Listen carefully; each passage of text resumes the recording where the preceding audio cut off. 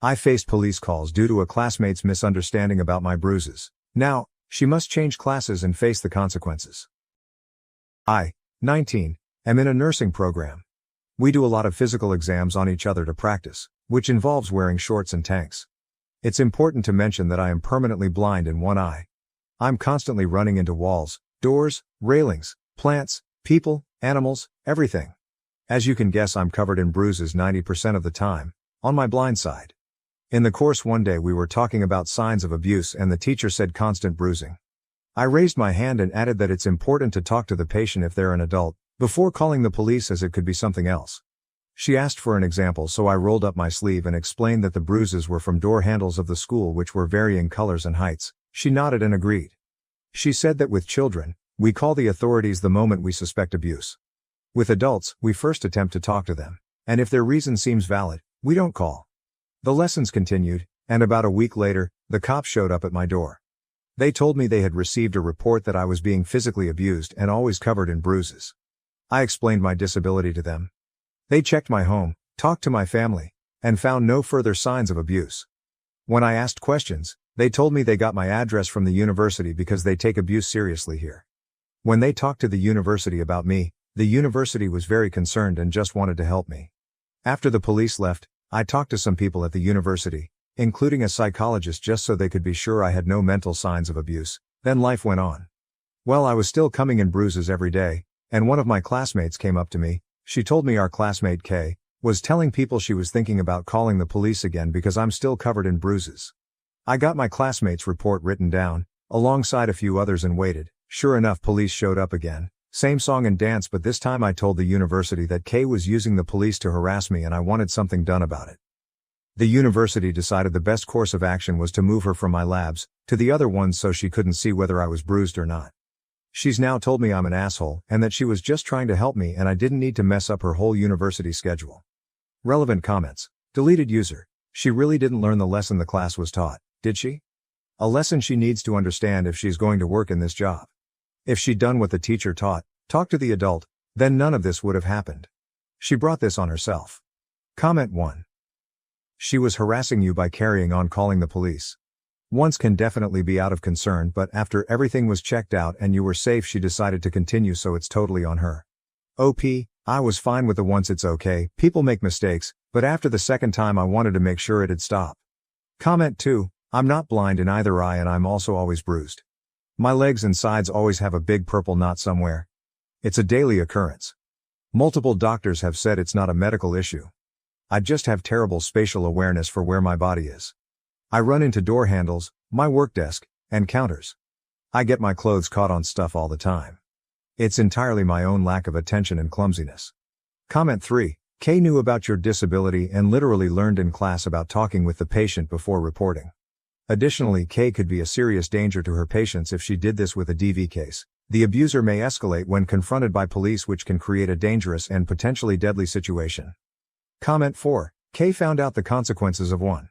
Not believing you, and 2. Not minding her own business. She needs to learn to rein that in, or she's not going to keep a job as a nurse with assumption-making skills like that.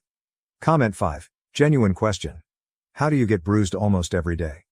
Do you have low sight in your other eye as well? Do you wear eyeglasses? I'm blind in one eye as well, by birth. I'm short-sighted, but I rarely get bruised running into things. I usually sprain my ankle due to not noticing unlevel ground or hit my toe on the wall corners due to blind spots once or twice a year, but the peripheral vision and the angle at which I turn my head to keep my eye at center is more than enough to not bump into things so frequently.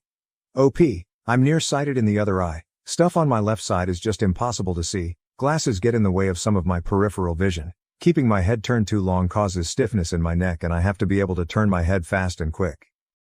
As I said, well, I get bruised a lot. It doesn't interfere with my job. It's something I've grown up with. And I bruise easily. I don't bump into anything at home, but in the outside world I do. Comment 6, I ask this as a nurse, and I mean no disrespect, but are you sure that nursing is the best field for you given that impairment? OP, yes, I love helping people, and I'm fully capable of the job. I'm the only one who ever gets injured in my daily life, lol. And it's typically because I'm not paying enough attention to my surroundings and don't notice something new and trip on it. Update 1. Okay, so, I'm blind in one eye, I run into random stuff if I'm not paying enough attention. I'm covered in various bruises. Showed this during class while talking about abuse and how we have to talk to adults before calling. Girl decided to call the cops on me twice claiming I'm abused, resulting in me forced to go to counseling, talk to therapists, police, etc. until everyone was assured I wasn't abused. So anyways, it's been a bit since that post and I have big updates on her. I called her K in the other story, so let's stick with that. So anyways, I had previously gotten her removed from my labs. We still shared class, not lab. I figured everything was fine now and she'd leave me alone. But I was wrong. Not only was she spreading rumors that I was abused, but she called the cops again. Apparently more than once, as the other 2 times the cops said they had a report of abuse. This time they said reports. When I asked how many reports, they said that it was multiple people. So I don't know if others in class called or she had her family do so. I just don't know. They couldn't tell me who called due to privacy when it comes to reporting, to try and make sure abusers don't attack the reporters. Apparently my university had attempted to stop them when the cops spoke to them, but the cops had to check anyways, so they came after talking to the university anyways. And again we did the same song and dance. I told them I felt like someone was using the cops to harass me. And the cops took this. They said no one would show up again. And anyone that calls would now have their name taken down, and if they call after being told not to, they'd be charged with harassment. Well, that was about a week ago, and someone continued calling, tried to claim a different name, didn't realize they record phone numbers as well. So there's your update on K. She called again, and again, and again until it got her charged with harassment as well as misuse of police resources. Not certain what's gonna happen going forward or if I'll be called to testify. I'm not certain what's happening, but I haven't seen her since I was informed that she's still called, which I found out from another classmate. Relevant comments. Deleted user. What's the school doing about this? Is she getting expelled for harassing you? OP, seeing as she's probably ending up with a criminal charge, she will be expelled. Comment 1, you're not just protecting yourself. You're protecting the patients she might have had in the future. She's got big issues. Comment 2, this really pisses me off. My toddler has von Willebrand disease, so her blood doesn't work the way it should. She is so covered in bruises all the time that she looks like a Dalmatian. She also has paper-thin skin, so she has many cuts in a day. One day she even got the corner of her eye open from the corner of a pillow. Last summer we got a call from the CPS, someone called them that we are beating our child and that they have seen it. This is not true. And if you really saw a parent beating their 1-5-year-old child, wouldn't you stop it when it was happening? Not called a week later. Best part was that we weren't even in the country when the beating took place. Someone was just mad because we have been renovating our house and the noise was too much for them. Pure harassment. Comment 3. I read your other post and was glad to find this update. While I agree Kay is definitely in the wrong and needs to have the consequences of her actions. Hopefully not being a nurse is one of them, since she seems unfit for it. I really came here because I was so upset about how people were saying you shouldn't be a nurse because you are blind in one eye. My brother is blind in one eye. Actually, he has had a prosthetic eye since he was a kid. He has been a nurse for more than 30 years. ER nurse, cardiac surgery nurse, trauma unit. He's done it all while having no sight on one side. People that say you can't be a nurse need to F off. They are narrow-minded AHs. Also, my brother rides a motorcycle and has done since he was a teen. Do what makes you happy and F all the rest of them. Good luck on your career. Update 2. I don't know exactly where to start with this post, but I kinda want to give this update because I'm hoping it's the last one. So I made my last post only 12 days ago and shit kinda went down. Now, I need to explain that quite a bit of this is secondhand, because I luckily avoided the crazies. So basically, Kay does not know where I live, knows the general town, but nothing else. I did invite one girl in our class to my house to work on a project. She was the only person other than the university that knows where I live. Kay knows this, because her and girl who Emma call Lily, are kinda not related. Lily's cousin is married to Kay's cousin, so they knew each other prior to the program but not really well, and Lily is also the one that told me about Kay still calling even after the police promised me they would not show up again. Which they haven't, they just started taking down the numbers and keeping track of who called, when, and did they call after being told not to. So basically, Kay knew me and Lily were paired up for the project, knew Lily came to my house, did not know where the house was, or what it looked like, just that it was in a town X kilometers away from where they were. They also knew the town name via Lily's mom, so I got warned by Lily that Kay's mom was going to try to find me to get me to drop Kay's charges. I'm not the one charging her. The police are. I have not pressed any charges despite some people saying I should get a restraining order. Lily warned me, and I hid in my house and did not leave until Lily told me that Kay's mom had returned home, Kay's mom then proceeded to harass Lily in an attempt to get Lily to give Kay's mom my address so she could knock on my door instead of driving around aimlessly hoping to spot me. Lily refused, and deleted all text between me and her to ensure that even if Kay's mom stole her phone, and somehow got past the password, that she would never get my address. Lily then informed the university of the situation, and had proof via text, that the university had her print off and give to them, and the police. The university's security are now watching for Kay's mom's car, and Kay's mom, security is informed that if and when I'm at school they are to escort me to and from my car is also to be parked near cameras, by order of the university, until the situation dies down. Luckily I'm at clinicals and not anywhere near the university. Kay was kicked out before clinicals so has no idea which clinics the students are at, or which I'm at. Had she stayed in longer, she'd have a literal list posted to the class page, about where I'm at, and where in the building I'm at. Kay's family apparently was informed by the police that any attempts to contact me would be harassment, so says Lily. Can't guarantee, but yeah. I kinda don't know how to feel. The next time I have to go to the uni is for exams in like 3 weeks, so hopefully Kay's family doesn't hold on to this that long. Until then I'm safe in a building filled with security, locked doors, and places to run. The placement was also informed about this situation and with pictures from Lily, who's at a different placement, are watching for Kay's family, and has banned them from the premise in advance. So yeah, if this goes no further I won't update anymore, but if it gets worse I guess I'll update after my exams and the HSI. Wish me luck because I'm gonna try to not stress too much about the K situation and focus on my finals and HSI, instead of that, but don't know how that go. Hope y'all are enjoying my mild suffering and it entertains you, even if only a bit, so that some good can come from this situation I can't believe I'm in right now. So, yeah, thanks again for the words of encouragement and kindness some of you showed me during this insanity. Wish Lily some luck as she's being bombarded by her family to give Kay's mom my address, phone number, etc., and doing her best to hold out on this while making sure her phone is never out of her sight on the off chance she leaves it open. Anyways, hopefully this is goodbye. If not, well, I'll see y'all in 3 weeks for another update.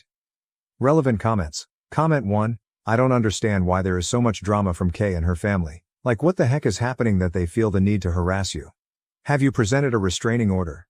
OP, hi. I still don't feel a restraining order necessary as they really only keep people willing to listen away. And that's not really the case here. I plan to just avoid it, the police and courts handle it and forget it ever happened. Comment 2, this is going too far. What's wrong with that woman? And has her whole family gone insane? Not only are they harassing you but they're putting your family in danger. She's basically accusing them of abuse. It could damage their reputation but also put their job on the line depending on their fields. It's good that they are providing you with security but it's still not enough. Lily won't possibly be able to warn you every time that woman goes out of her house. In case she eventually finds your house and comes to threaten you, you should probably get cameras for your door to record everything. When you say she was kicked out, do you mean the school? Because I really hope your university realized how unhinged Kay's behavior has been and how unfit she is to start a career in this field. Not only does she lack common sense but she's also acting in a deranged manner. Targeting someone like that is not acceptable, especially not under the fake pretense of trying to help. Had you really been a victim of abuse, you would have probably been even more traumatized by this situation. OP, hi, so yes my house has cameras already, and Kay has been removed from school due to pending charges and should they fully go through she will never come back. Her access to everything has been suspended and she's basically already expelled. They are just awaiting charges to go through before they actually push the expulsion through. My Sil bullied my autistic son, I defended him and now my family sides with her. Original post, I, 32F, have a 7-year-old son who's autistic. I also divorced when we found out that Greg, my son, was autistic, because my husband was ashamed of having a weirdo as a son and demanded that we give him up for adoption. I simply denied, he got mad and left. My sister-in-law, Mary, 28F, literally hates my son. Since the day we found out he's autistic, she was constantly saying that I need to get rid of him because I will soon feel embarrassed. She was also telling us that my ex-husband did the right thing and that I should have listened to him. Nobody has ever said anything and I have never caused any drama because I didn't want to ruin the whole vibe, since I only see her in family gatherings. But today it happened. Even though Greg is autistic, he's the smartest human I've ever seen. Today is my mom's birthday, so I had the chance to meet Mary again. As she was talking, she was sometimes making small mistakes and Greg was the one correcting her. At some point her face turned red, she stood up and started yelling at my son. She was calling him problematic, weird, Said that she now knows why Greg has no friends and that his dad was right about leaving him. My son cried. For the first time. He has never cried about a situation before. At least not in front of me. He usually gets a little moody when something happens to him, but we talk for a bit and then he's smiling again. I was too shocked to say anything. I just stood up, took Greg's hand and left. But then I realized that by leaving, I wouldn't make things any better. So I told Greg to wait in the car. I went back and everyone looked at me in shock. My parents were trying to stop me because they knew that Mary had fucked up, but I didn't really care. She hurt my son, so she should pay for it. I watched her as she was standing up and walking towards my direction, having this annoying smile on her face. I grabbed her by her neck, barely letting her breathe. I just told her, if you ever make my son sad, I will make sure you spend the rest of your life more miserable than ever. And left. Relevant comments. Jesus Christ, the stories I read on Reddit, how do these people even exist? An adult bullying a 7-year-old within your own family. What the flying fuck? OOP's reply. Cold-hearted and mean people unfortunately exist. I hope y'all never get to experience this kind of behavior from your own family. Did your family not put her in her place? OOP's reply. Unfortunately not. I've started to believe that they actually agree. What did your brother say? Is he still embarrassed for being married to such an ignorant person? OOP's reply. My brother said nothing at all. He just silently told her to sit down when I returned, but nothing too special. There is something deeply wrong about a grown adult making an innocent kid cry for no good reason, even worse when it's not even their own kid. It gets worse when you consider autism is effectively special needs. You'd need to be really sick in the head to even go there. Totally understand your reaction though, but definitely be careful with someone like her too. Don't give her the power to damage you both. That aside, he's lucky to have you. Update. Just called my mom. The moment she answered, she started yelling. She said that I should be ashamed of ruining her birthday and that she doesn't want me to go to any family gatherings again, as I've made my Sil upset. I told her I couldn't care less about how Mary felt. The only thing I cared about was Greg. I reminded her about the times when my Sil was talking shit about her only grandchild and asked her how was she able to keep her cool when her beloved Mary was calling her, once again, only grandchild problematic. She answered by saying that she didn't know how to react, so the solution was silence. I asked one more thing. If she agreed with Mary. If she is ashamed of my son. Her answer was hanging up the phone. My brother keeps ignoring my calls. I want to personally thank each and every one of you. Receiving all this support from you guys made me strong again, and because of you and the stories you told me, I have the courage to protect him even more and never give up. Thank you. Relevant comments. You're a good mother. I'm autistic, but my parents think it's demon possession. Going NC was the best thing I did for myself. My kids are also neurodivergent and I do my best to protect them. If your family didn't have your back, you don't need them. If your brother isn't calling you to apologize for his wife, you don't need him. Your responsibility is to your child and protecting him from people like your SIL. If you do choose to go NC, it hurts at first, but it does get better. I wouldn't be surprised if the distance causes them, mother and brother, to reevaluate the situation. OOP's reply. I have chosen not to contact again for my child's sake, and I know it will be hard, but I'm willing to fight for him. Sending hugs to you and your loving family. Y'all know why is Op's mom taking Mary's side? Because she sees her as her only chance of having a normal grandchild, that's all. Sorry you're going through this, Op, but you did the right thing. This had been going on long enough, but it's time to go NC with the abusive family. I wouldn't have done worse honestly if I were you. Now to the next story, story 2. My FIL changed the inheritance because my son has autism, despite my grandfather-in-law's dying wish to provide for him. Before we get into this story, you should know, my son is 5 years old and is nonverbal autistic. When I was pregnant, my grandfather-in-law Robert SR told me that if I had a son and named him Robert IV, he would inherit the family fortune of several $1 million worth of real estate and investments. This was his dying wish that his name lived on. I of course didn't know that my son would be nonverbal autistic, but I agreed to it because I wanted to do what's best for the family. My grandfather-in-law told me that his will was that the property be passed to his son Robert Jr., my FIL, and then to his son and my husband, Robert III, and then left to our son Robert IV, who would most likely pass it on to his son one day. Well, he passed shortly after and left everything to his son with future intentions known and agreed upon. I had my son Robert IV and I thought that would be the end of it. Until a week ago. My FIL has 2 sons. Robert, my husband, the oldest, and Richard, who is the middle child. Robert, my husband, is hardworking, good with money and reliable. My Bill, on the other hand, is not. He can't hold a job. He has multiple kids from different moms that he barely sees, let alone takes care of. He's also been in and out of rehab or jail, petty theft or drug use etc. Nothing major, the last decade. He's been given every opportunity to turn his life around and refuses each time. He's been given cars, job opportunities, places to live that other people who don't have wealthy parents to fall back on would kill for. He never takes it seriously and always takes it for granted. The only reason he is alive right now is being constantly bailed out or enabled by my MIL. Most recently we've given him our house, at my MIL's suggestion, so he could have a place to stay after he got out of rehab and to give him a safe place for his kids to visit so he could try to build a relationship with them. My husband and I needed a bigger place for our growing family anyway, so we agreed to it and bought a second home, and Richard moved into the first. He now pays the mortgage and whatever is needed to maintain the property. It's been a few months and surprisingly he's been making the payments on time despite not having a job. I suspect Neil has been giving him the money. I thought everything was fine until last Sunday when we got together for dinner. My Bill mentioned how he couldn't wait to move to his new place. I asked what he was talking about and he said he was moving into my grandfather-in-law's house. Excuse me. I pulled my husband and Phil into the other room and asked what was going on. My husband had no idea, but my son told me that he was changing the will to leave the property and investments/money my grandfather left behind for our son to Richard. My husband's son would be getting my Phil property and smaller portfolio. Normally I wouldn't care, but this property was promised to my son. My son is nonverbal autistic, which we didn't know about when grandfather-in-law passed away.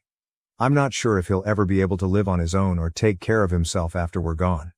My husband and I always planned that if that were the case, our son could move into the property guest house and rent out the main home, which is currently being used as a family beach house for weddings or events or reunions etc. He could survive off that and the money from the portfolio to pay for a caretaker. This would give him a chance to live independently, and if he turned out to not need additional support in the future, then it was his to pass on or live in or whatever. Before anyone asks, we did not forget about our other two children. Our daughter will inherit the house uncle currently lives in. Our second son will inherit our current home. Yes, their inheritance will be significantly less than their older brother, but it was never our money to give away. Grandfather-in-law, who was the original owner of the property, made it very clear that he was leaving this for my oldest son and him alone. We want to stand by his wishes. My MIL and BL both knew of this plan.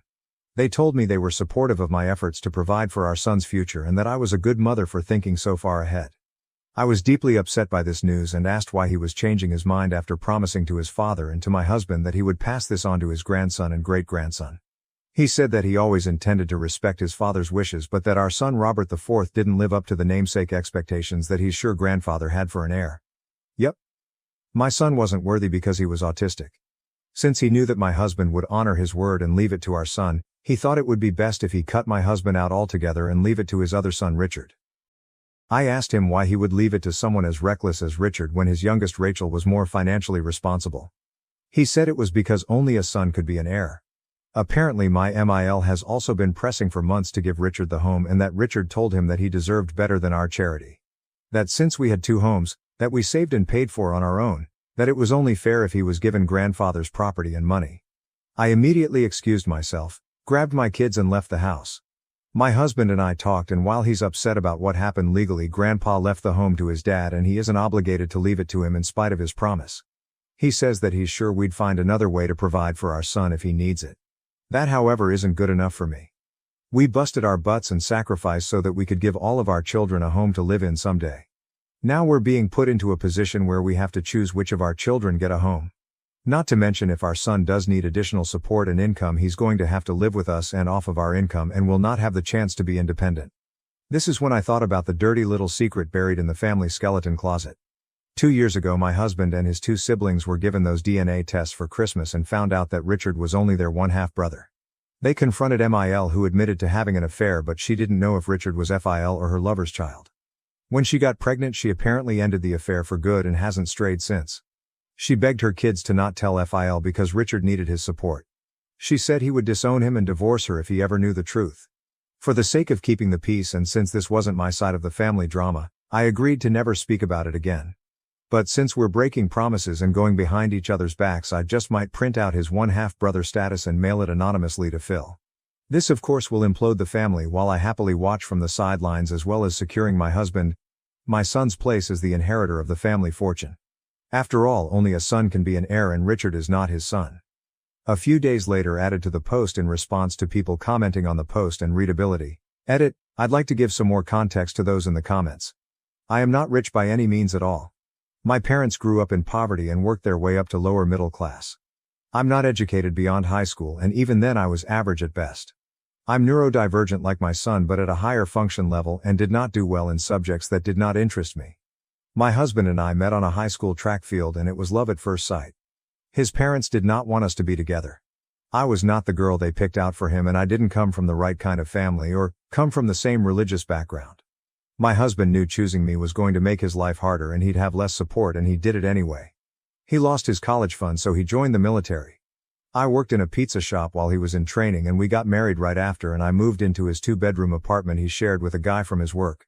I worked at a Waffle House around the corner while he took college classes online. We worked hard to get where we are now. He got out after finishing college, and we moved back home and bought our first house, a small 3-bed 2-bath. I want to point out that in the first 5 years of our marriage, while they didn't accept me, they were never mean or rude to me. They called their son regularly. They were always cordial about me and asked how I was, and always sent gifts on Christmas and our birthdays. After we moved back and they actually got to know me, we became a lot closer. I also converted to their religion, and I felt like they were starting to accept me, and when I got pregnant with our son, I was officially a part of the family. I did not see any reason to not trust them or believe them when my grandfather-in-law asked me to name my son after him. My husband is a very sincere and honest person, so when he told me they were serious, that's all I needed to hear, and I agreed to it for the sole purpose of securing a better future for my son. I wanted to name my son after my own father and grandfather, and they knew that, and it was incredibly difficult to go to my dad and tell him I changed my mind and he wouldn't be named after him but instead after my husband and father-in-law. I could tell he was disappointed, but he agreed that I was doing the right thing for our son. So for them to put me through that, robbing me of the chance to pick the name for our firstborn under the promise of he will want for nothing, and then to snatch it away because he wasn't the kind of namesake you wanted, because he was autistic, because he wasn't the perfect heir they imagined, and they expect me to bite my tongue and be okay with my son being screwed over. Hell no. We're going to be visiting my extended family for the summer next week. I'm going to have my friend mail it from a local post office a week or two after we leave, so there's not a trace back to us, and we'll see what unfolds from a distance. Edit, Jesus people. I get it. I will clean up the story. Look. I added periods. Are you happy now? Small update on same post a week later. Small update. I've taken the comments seriously, and I have formulated a plan to orchestrate this from the shadows. So far I've executed steps 1 and 2. My mill has 2 sisters. One lives only an hour away and has a drinking problem and loose lips after she's had a few. I figured if anyone had dirt on who Richard's biological father is, it would be her. I dropped by unexpectedly at Great Auntie's house with a nice bottle of tequila, and after a few she was in the golden state of being sober enough to accurately spill the tea but drunk enough to forget telling me. I've got a name and that he was local to the area. I've decided to hire a PI whom I just got off the phone with. I've asked him to find the guy and let me know when he does. I'll update with the next step once he's been found. Final update on same post a month later. Final update. I apologize for making everyone wait so long to close this saga. I was visiting my family when one of my children got very sick and was hospitalized for a week. They are doing well and we are home now and will be getting surgery to correct the problem soon, so there is no need to worry on that end. That being said, up until a few days ago my entire focus was on my child and their well-being, so I put all of this on the back burner. I found Richard's biological father fairly quickly via PI and requested that he collect an item with saliva on it and send it to a company with Richard's toothbrush I stole while visiting a few weeks ago before I left to see if they were in fact a paternal match before I put my plan into motion. I received confirmation via email and requested Richard's father's address from my PI and got to work. I called my friend and told her to expect a package in the mail and asked her if she could open it and put the sealed, addressed and stamped envelope in the mail for me, and she agreed. Inside that envelope was a letter I typed and printed from the hotel office area claiming to be my MIL and that I recently found out via DNA testing kit that my husband wasn't Richard's father and that the only other man it could be would be him. I told him that I had hired a PI to collect his DNA so that I and he had 100% proof of his paternity to Richard, and the DNA was a match. I told him Richard wanted to meet him at least once so he could have some closure and offered him a large sum of money if he could make this happen. I then created a fake email account with my MIL name and told him if he was interested to email me. I also included the DNA test and paternity test results. A few more days passed and I had an email agreeing to meet. I emailed him telling him to come by my in-laws' house at the regularly scheduled weekly family dinner time. I told him that my husband was aware of the affair and has chosen to forgive me and that he will be present at the meeting to ensure that nothing happens between the two of us, and once Richard has closure my husband will write him the check and he is to leave and not contact me again. He told me that he understands and agreed, but that if Richard wanted to continue a relationship with him he would do it. He never had any children of his own when he was younger and was excited to learn he had a son. I told him that was Richard's choice but to never contact me or my husband again. I also told him to bring the paternity and DNA tests with him as Richard wanted to see them and I didn't have any extra copies. I gave him specific instructions to not knock or ring the doorbell since my daughter gets notifications on her phone when someone rings and she didn't need to know about him unless Richard wanted her to. I told him the door would be unlocked, it always is for family dinners, and we would be waiting in the dining room. In order to spare Rachel from being dragged into this any more than she has. I called her a few days earlier and told her that I had bought tickets to a show happening on the same night as the family dinner and had forgotten about them before I went on vacation and asked her if she and her husband would like the tickets. She said yes and thanked me and I went online and purchased 2 tickets and then texted them to her. The only wrench in my plan I didn't anticipate was being in the hospital with my child at the time that all hell broke loose. I was in the hospital with them for about 3 days while my husband was at the hotel with our other 2 when he got the call from Phil. Mill's affair partner shows up as scheduled with the DNA and paternity tests and thanks my MIL for arranging this meeting. He apologizes to my FIL for what he did so many years ago and that he hopes he can forgive him someday and then hands the papers to my Phil. He then goes to Richard and tells him he's so grateful that he wanted to meet him and asked if he had any questions for him. Mill doesn't say a word and is completely frozen and Richard has no idea why this man is shaking his hand trying to hug him as FIL is frantically flipping through the papers. Boom. Phil starts screaming and cursing and comes to Richard's bio father to hit him when Mill comes in between them and starts begging for forgiveness and that it was so long ago and she hasn't seen him in 20 plus years etc. Phil screams at bio father to get out before he kills him and bio father takes off out the door. Phil flips his shit and calls Mil a lying wait zero re and to get out of house and to expect divorce paperwork from his attorney and she drops to her knees begging him not to do this and to think of Richard.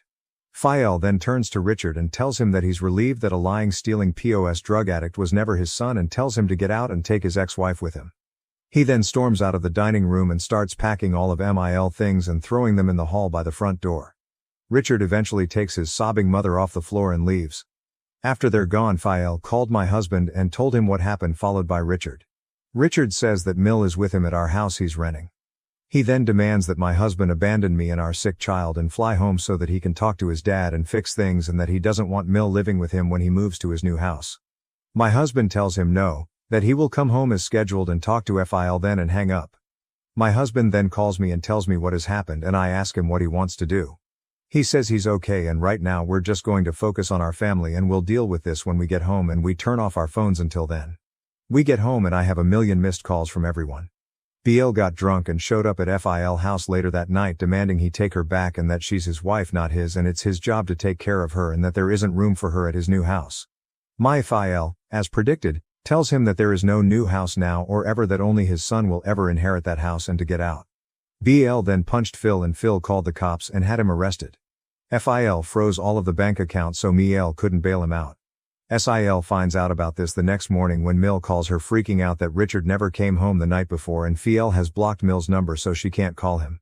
Rachel calls her dad and tells her what happened the night before and that Richard is in jail. Rachel then lets it slip that she already knew. He then asks if Richard or Mil knew and she tells him that they did and he told her he was disappointed that he didn't tell her the truth before and hangs up. Rachel called Mil and told her Richard was in jail and Mil tried to bail him out but couldn't because her cards were frozen and Sil asked her husband if he'd bail him out but he refused since her father and his father are business associates and that he's not going to get involved and that was that. Richard was in jail for a few days on assault charges when we got home and got caught up to speed on everything that happened. My husband went and bailed Richard out, solely for his niece's sake, and gave him a ride back to our rental home. He then went to Phil house so they could talk. Phil asked if he knew and my husband told him he did. Phil asked him why he didn't tell him the truth and my husband told him he wanted to but that his mom begged him not to and that she was sorry and that it would never happen again and that he wanted to protect both of them and his siblings from the pain of a divorce. Phil told him he understood and that his mother shouldn't have put that burden on him and that he doesn't know what he would have done if he was in his position but that he forgives him. He told Phil he bailed Richard out and Phil says he doesn't care and that my husband can be there for him as his brother but he's done having him for a son. He says that Richard knew for years that someone who wasn't his father had bailed him out and taken care of him again and again, and Richard never appreciated it and that he was done. He asked Phil if he was really divorcing his mother, and he said he was. If she had told him about the affair when it happened, they maybe could have worked past it, but she lied to him for decades and he can't forgive that, and he can't forgive that she passed off another man's child as his son. He's done with her and never wants to see either of them again. He then apologized to my husband about the house and that he knew it was wrong and that all of this has reminded him about the importance of keeping your vows or promises. He would have his attorney correct the will to its original state before filing divorce proceedings. Phil and Mil signed a prenup with an infidelity clause, so she will get nothing she didn't come into the marriage with, so she cannot interfere with the will or the house anymore. He did, however, request that my husband honor his request and not allow Mil or Richard access to the property. My husband agreed, but said that he still needed to make sure that his mother was taken care of. Regardless of what happened, she's still his mother. Phil then offered to build a mill suite at our rental home with Bill so she could have somewhere to live and someone could keep an eye on Richard and his kids. My husband asked if he would drop the charges against Richard for the sake of his kids, and my Phil said he'd see what he could do about it. My husband thanked him for talking to him and that he'd see him again once our child was feeling better. My husband called my Mil, who is still a wreck, and told her what they talked about and about her moving in with Richard, and she's lost it. My husband then reminded her of their prenup and that he had kept her secret for as long as he did, and now he needed to stand with his dad, and she reluctantly agreed. He also spoke to Richard, who was also pissed off that he wouldn't be getting the property and now would have to share the house with his mother, and my husband also reminded him that we bailed him out and are letting him live in our home at cost. The least he can do for us and his mother is let her live here too. He also reluctantly agreed. Finally, my husband called his sister to see how she was doing. She and Phil had a long talk and they're doing okay. He was disappointed that neither Rachel or my husband told her the truth, and that hurts, but that he still loves her and that he will always be there for her, but that he just needs some time to work through things, and he's going to call her and my husband when he's ready for us to have a family dinner again, but that we'd be going out to eat from now on. My husband and I had a long talk about how he feels, and he says he feels good getting the weight off his chest and having it out in the open. He feels bad about his mom, but that she made her choices and has to stand by them, and that he will make sure that she is taken care of if Richard drops the ball.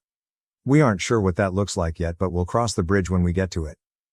I asked him how he felt about the will being reinstated, and he said that he's relieved that we don't have to worry our son anymore and that he's grateful that everything worked out the way God intended it to. As for Richard's bio father, he emailed me after the dinner and asked what the hell happened, and I told him my husband couldn't handle seeing the man who slept with his wife in person and lost it. He was free to reach out to Richard and arrange a meeting if he wanted to, and to not contact me again. I sent him Richard's phone number and deleted the email address. I have no idea if they are in contact or have any current plans to meet. Thank you to everyone for following my story and for all of your advice. I hope I never have to do this ever again. Being a master manipulator just isn't for me and is quite frankly exhausting, but for my son it will always be worth it. My infertile sister-in-law attacked me at my baby shower. Now she wants to meet my daughter after losing her own baby. I've been married to my hubby, Sam, 34M, for 7 years. We met at a mutual friend's wedding in 2016. I was a bridesmaid and Sam was a groomsman. We were matched to go down the aisle together, and there was an instant connection between us. Following the wedding, we spent the entire reception chatting and laughing. By the end of the night, we had swapped numbers and planned our first date. Following that, our relationship swiftly progressed. We learned we had a lot in common, including a passion for hiking, a similar interest in true crime podcasts, and a desire to create a family eventually. After a year of dating, Sam proposed during a twilight trek on our favorite trail. 6 months later, we celebrated a gorgeous fall wedding with our closest friends and family. We knew we wanted children from the outset. We began trying for a baby shortly after our honeymoon. At first, it was exhilarating. We joked about whether the baby would inherit my curly hair or Sam's dimples. But as the months went without a positive pregnancy test, that elation faded into anxiety. We attempted everything to improve our chances. I began meticulously tracking my ovulation, and we both made lifestyle adjustments. Sam stopped smoking, a habit he had since college. I gave up my favorite morning coffee. We joined the gym together, determined to get in the best shape of our lives, but nothing changed. After 2 years of unsuccessful attempts, we decided to see a reproductive doctor. Dr. Anderson performed various tests on both of us. The weeks spent waiting for findings were some of the most stressful of our life. When the results were eventually in, they were frustratingly inconclusive. There was no obvious explanation why we couldn't conceive. Dr. Anderson recommended us to keep trying, stating that sometimes these things simply need time. During this time, Sam's younger sister, Rachel, 29F, married her college sweetheart, Jack, 31M. Their wedding was a spectacular occasion, and I remember feeling envious as Rachel tossed her bouquet and joked about how she and Jack would be the next to have a baby. Little did I know how important that moment would be in our lives. As our struggle to conceive progressed, we began to feel isolated from our friends and family. It appeared that everyone around us was having babies effortlessly. Our social media accounts were flooded with pregnancy announcements and baby images, and each one felt like a hit in the gut. We began declining invites to baby showers and first birthday parties, finding them too hard to attend. After 5 years of trying, it finally happened. I was a week late, but I was reluctant to take a test because I didn't want to be disappointed again. Sam finally bought a pregnancy test and pushed me to use it. When those 2 pink lines emerged, we both erupted into tears of happiness. We must have taken 5 additional exams just to be certain. Given our background, we chose to wait until 12 weeks to announce the pregnancy. The weeks spent concealing our secret were both thrilling and terrible. Every sensation or wave of discomfort pushed me into a frenzy, fearing something might go wrong. But when our 12-week scan revealed our tiny bean dancing around on the screen, we realized it was time to express our delight. We announced our pregnancy during a family meal. Sam's parents were having their annual summer barbecue, which seemed like an ideal chance. When we announced the news, the response was extraordinary. Sam's mother burst into delighted tears, his father hugged him tightly, and my parents could not stop smiling. It was a magnificent moment that I will remember forever. Despite the excitement and congrats, I couldn't help but observe Rachel's reaction. While everyone else was rejoicing, she remained sat, her expression unreadable. When she eventually came over to congratulate us, her hug was stiff and her grin couldn't reach her eyes. I dismissed it at the time, figuring she was simply stunned by the news. As my pregnancy progressed, we began to prepare for our baby's birth. We transformed our home office into a nursery by painting the walls in a gentle mint green. Sam's father assisted us in assembling the crib, which turned out to be a full-day event complete with pizza and non-alcoholic beverages for me. My mother and I spent weekends shopping at thrift stores seeking one-of-a-kind, vintage-inspired baby outfits. Rachel's behavior remained unusual during this period. She rarely inquired about the pregnancy, and when she did, she frequently used a negative tone. When I was showing Rachel a beautiful hand-knitted blanket created by my grandmother, she said that it was a shame to put so much effort into something that would most likely be spit up on. Despite Rachel's attitude, we tried to involve her in the prenatal process. We invited her and Jack to our gender reveal celebration, where we learned we were expecting a girl. Rachel arrived late, barely chatted with anyone, and left early, stating she had a headache. As my due date approached, Sam's mother volunteered to throw us a baby shower. We were delighted by her offer and gladly accepted. The day of the shower arrived, and our house was packed with friends and family eager to celebrate our soon-to-arrive baby girl. Rachel arrived an hour late, clearly upset. Without saying anything, she pushed a gift into my hands and walked directly to the food table. Throughout the celebration, she made snarky remarks about the decorations, games, and even the gifts that others brought. I overheard her tell Jack that the entire affair was tacky and over the top. When it came time to receive gifts, everything went downhill quickly. Rachel's face darkened as I unwrapped each item and thanked the donor. When I unwrapped her gift, a simple white onesie, she stood up and exclaimed, "This is so unfair." The room fell hushed as Rachel continued her diatribe. She ranted about how she had been trying to conceive for years, how she deserved to be a mother more than I did and how unfair life was.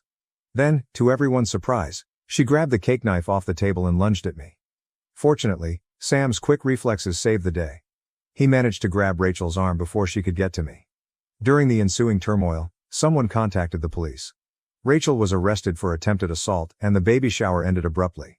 I was shaken to my core. The notion that my sister-in-law had attempted to hurt me and possibly my unborn kid was beyond comprehension. Sam was heartbroken, split between concern for me and disbelief over his sister's behavior. Following the incident, Jack begged us not to press charges.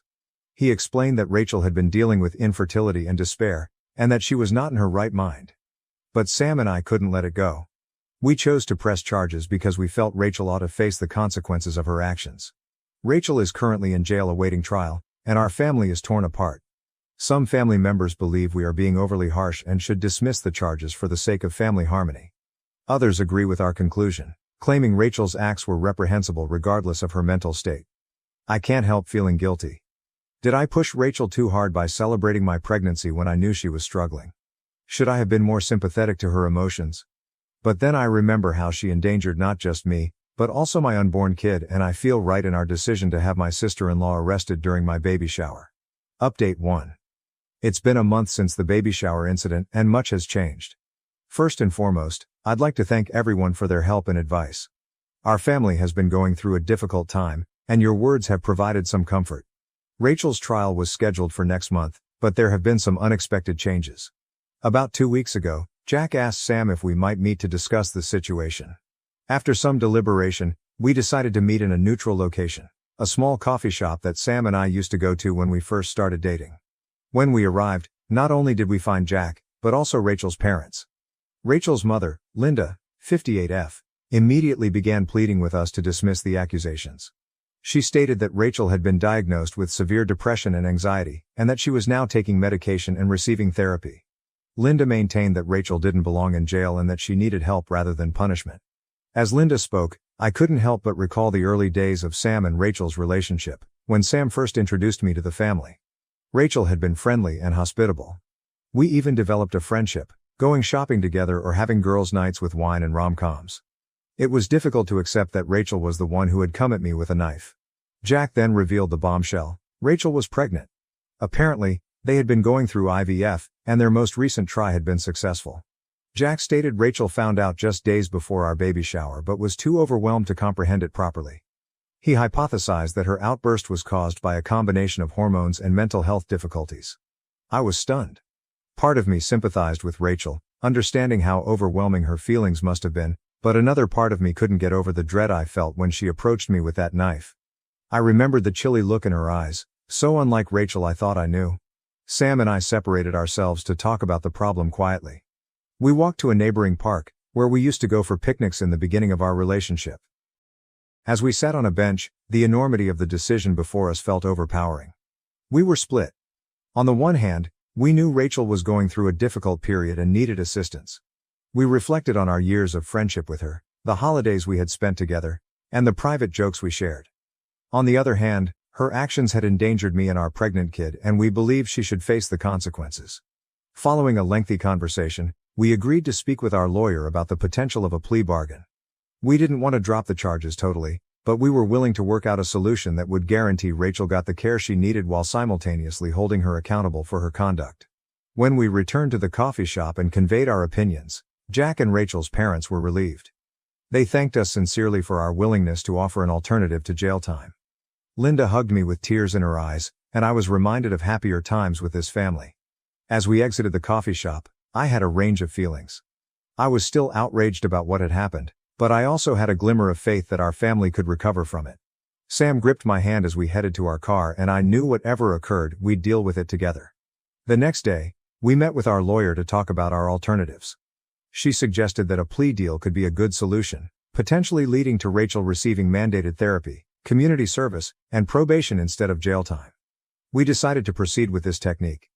However, things took an unexpected turn when we received a call from Jack later that week. Rachel was hospitalized owing to pregnancy difficulties. The stress of the impending trial, along with her mental health difficulties, had taken its toll on her physical health. Jack sounded fatigued and worried over the phone. He informed us that Rachel had begun bleeding and was at risk of losing the baby. As he talked, I felt a rush of contradictory feelings. Despite everything that had transpired, I would never wish the agony of losing a pregnancy on anyone, especially Rachel, given how long she had been trying to conceive. We're now in a difficult position. The trial has been postponed due to Rachel's condition, and we're questioning if we're doing the right thing. Are we being overly tough or not harsh enough? It's a fine balance between justice, compassion, and family devotion, and I'm not convinced we're getting it right. In light of this, Sam and I have spent a lot of time discussing our own approaching parenthood. We've started taking parenting classes, and each one reminds us of the immense responsibility we're about to take on. It has made us even more determined to provide a safe and stable environment for our daughter.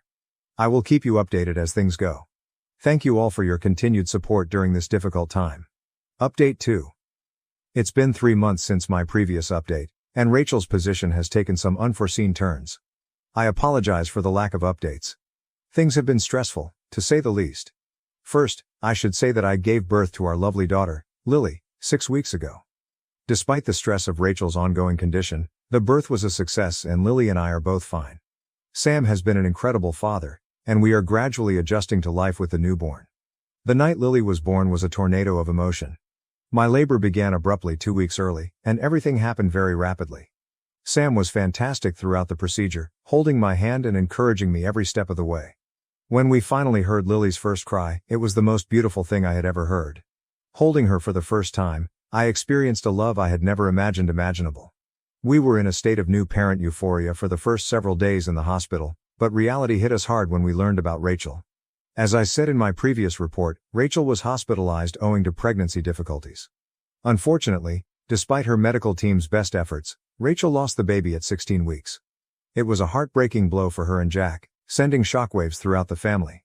I recall when Sam broke the news to me. We were in our hospital room, with Lily resting soundly in her bassinet.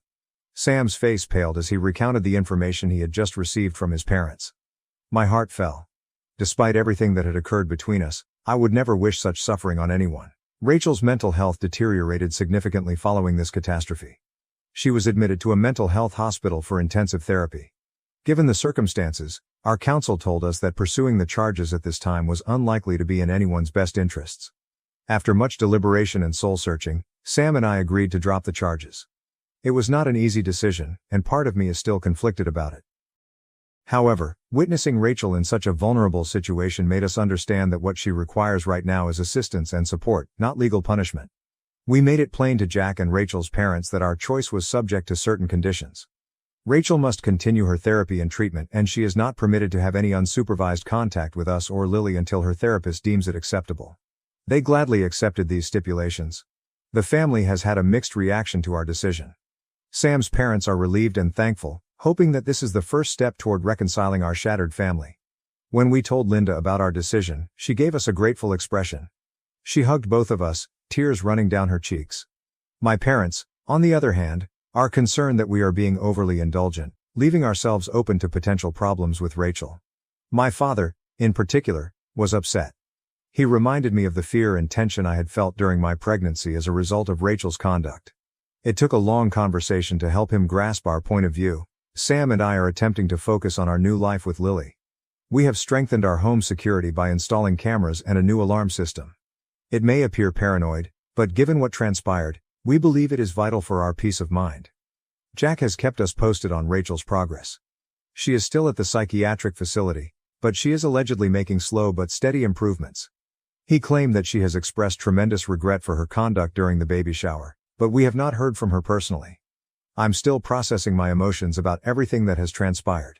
While I'm delighted we made a decision that could perhaps assist Rachel and heal our family, I can't get over my anxiety and distress. I'm not sure if I'll ever be able to completely forgive Rachel or feel safe around her again. For the time being, we're taking things day by day and focusing on Lily and our small family. The future of our relationship with Rachel is uncertain, but we believe that with time and continuing therapy, some type of reconciliation is possible. Update 3. It's been 6 months since my last update, and I'd like to provide some last views on the situation. A lot has changed, and I believe this may be my final post regarding this phase of our lives. Lily is 7 months old and the light of our lives. She's starting to crawl and babble, and each day is a new adventure. Sam and I are fatigued, but happier than we have ever been. Every day, watching Sam with Lily reminds me of why I fell in love with him. He's very patient and compassionate, always ready with a goofy expression to make her laugh or a soothing voice when she's upset. Rachel was freed from the psychiatric facility approximately 3 months ago. Her physicians say she's made considerable progress in overcoming her despair, anxiety, and grief over her lost pregnancy. She is still undergoing outpatient therapy and following a consistent medication schedule. Rachel contacted us through Jack about a month after her release and asked to meet Lily. Sam and I were initially hesitant, but after discussing it with our therapist, yes, we began seeing one to help us process everything that had happened. We agreed to a brief supervised visit. The meeting was unpleasant, to say the least. It occurred in our living room, with Jack and Sam's parents present. Rachel was visibly apprehensive and struggled to communicate with us. She brought Lily a handmade blanket and apologized sincerely for her actions at the baby shower. She indicated that she had been in a very bad place psychologically and emotionally, and she deeply regretted her actions. Rachel held Lily for the first time, and I felt an odd combination of feelings. On the one hand, seeing her lovingly engage with my kid reminded me of our previous close friendship. On the other hand, I couldn't get over the vision of her lunging at me with a knife. I found myself tensing up whenever Rachel moved, even though I knew she wouldn't hurt Lily. While I appreciated her apologies, I found it difficult to fully accept. The memory of her coming at me with a knife is something I'll never forget. Sam seemed more open to forgiveness, but I could sense he was still guarded. He maintained a close eye on Rachel during the visit, never leaving her seat with Lily. Since then, we have had a couple more monitored visits. Each one gets a bit better, but I still have a long way to go before I'm comfortable leaving Lily alone with Rachel. We've settled into a monthly visitation schedule, always with Jack present and generally at Sam's parents' place. It's neutral territory, so everyone feels more at ease. Jack has been tremendously helpful throughout the entire process. He is always present during the visits and will quickly remove Rachel if she displays any signs of anxiety. He's also been going to therapy with Rachel to work on their relationship and process their shared grief over their baby's loss. The rest of the family is gradually readjusting to their new normal. Sam's parents are happy to have the family together again, but they respect our boundaries with Rachel. Linda's eyes light up with relief every time we all make it into the same room without incident. Sam's father has taken to playing peacekeeper, always ready with a joke or a change of subject when emotions mount. My parents remain suspicious, but are making an attempt for Lily's sake. They've started joining us at some of the family occasions, but I can tell they're constantly on high alert around Rachel. My mother, in particular, keeps a close eye on Rachel when she is near Lily. I love their protectiveness, even if it can add to the anxiety. Looking back on everything that has happened, I have conflicting emotions. While I'm relieved Rachel is receiving the assistance she requires, I can't help but worry what could have happened if we had detected her difficulties sooner. Could all of this have been avoided if we had been more alert? Some nights, I lie awake revisiting every encounter we had in the months preceding up to the baby shower, looking for clues we could have overlooked. At the same time, I've learned a lot about establishing boundaries and putting my family's safety and well-being first. I've also developed a better grasp of the intricacies of mental health disorders and how they affect entire families. It has increased my empathy, not only for Rachel, but also for others who may be battling silently. For now, we are cautiously optimistic about the future. We are taking things slowly with Rachel, always keeping Lily's best interests in mind. I'm not sure if our connection with Rachel will ever be the same, but we're eager to see where this new chapter leads us. Last week, we hosted a family supper at Sam's parents' home. It wasn't perfect, there were still awkward moments and tension, but it was the closest we'd gotten to normal in over a year. Watching Rachel assist Sam's mother in the kitchen or witnessing her giggle at one of Jack's jokes. I got flashes of the sister-in-law I once knew. It gives me hope that, with time and effort from all sides, we may create a new type of family dynamic. As for Sam and myself, the entire experience has brought us closer together. We've learned to rely on one another in new ways and to be more open about our worries and hopes. Every night, as we put Lily into bed, I am reminded how fortunate we are and how much we have to be thankful for. Thank you for following our story and for your support at this difficult time. Your guidance and encouragement have been helpful. While I hope to never have to post about such a tough issue again, I am glad for the support I have gotten here. If there's one thing I've taken away from this, it's that healing is possible, even in the most unexpected circumstances. Karen steals my wheelchair for her son, causes a scene, and gets banned from flying after assaulting me and my cat. A few days ago, I was at the airport and encountered an entitled mother, but first, some context. I, 25M, have been suffering with an ankle injury, which has prompted me to wear a boot and use a wheelchair while I recover. Normally, I don't have troubles while traveling, but this time was different. I arrived at the airport walking around in my boot and asked for a wheelchair because my foot was already aching. Check-in and security went well, and my cat was popular with the security personnel. While they scanned me for bomb traces, I spotted a small child, around 4 or 5 years old, prodding his mother and pointing at me. I didn't think much of it and continued with my usual. After security, the attendant parked me by the gate, and I prepared to wait for my flight in my wheelchair. While I waited, I felt a tap on my shoulder.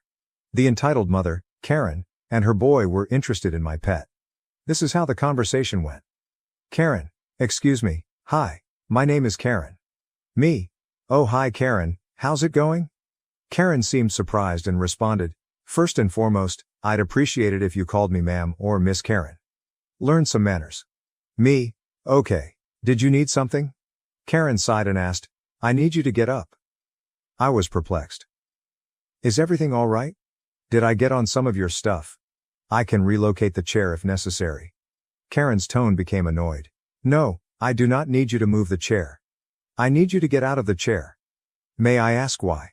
I inquired, hoping to understand. Karen, looking agitated, responded.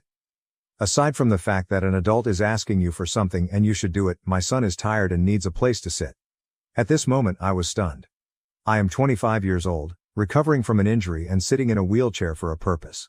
Despite this, I maintained my politeness and said, with a nervous giggle, "Oh, I'm sorry, but I think I'm just going to stay in the chair." This infuriated Karen. "Are you laughing at my child's pain? What kind of trash are you?" I attempted to de-escalate the situation. "No, sorry, you caught me off guard. I thought you needed assistance with something." Karen insisted. "I do. I need you to get up so that my baby can sit." Still calm, I responded. "As I already stated, I will remain in my chair. Maybe there are some chairs between the gates for you and your son to sit." Karen, refusing to let up, screamed, "But he's exhausted. It's too far to find open seats. There are only some in the food court." "I'm injured," I reminded her.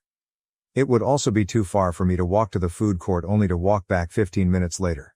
Karen, evidently frustrated, noted, "We spotted you standing in security. You can stand here. You have somewhere to recline, so please offer us the chair." At this moment, I was finished. "No, please leave me alone. I'll stay here until it's time for me to board." Karen, defeated, huffed and went off with her son, murmuring, "Really? You won't assist a needy child? You are heartless."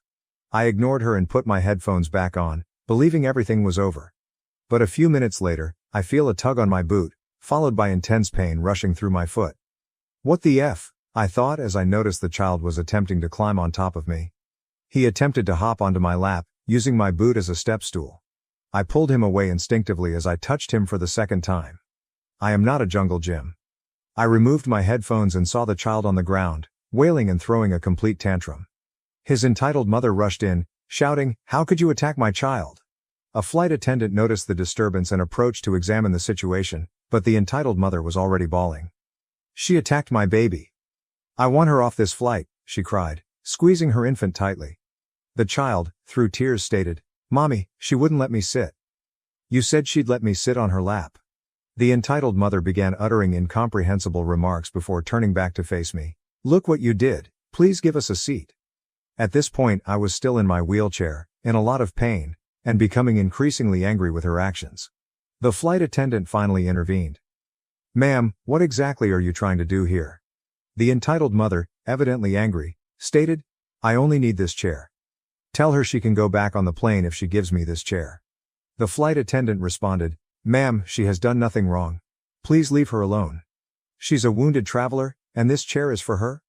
The entitled mother refused to back down, claiming, "The chair is for people who need it, and right now, my son needs it. She has been disrespectful and attacked my children. If she does not give me her chair, I will have her removed from the flight."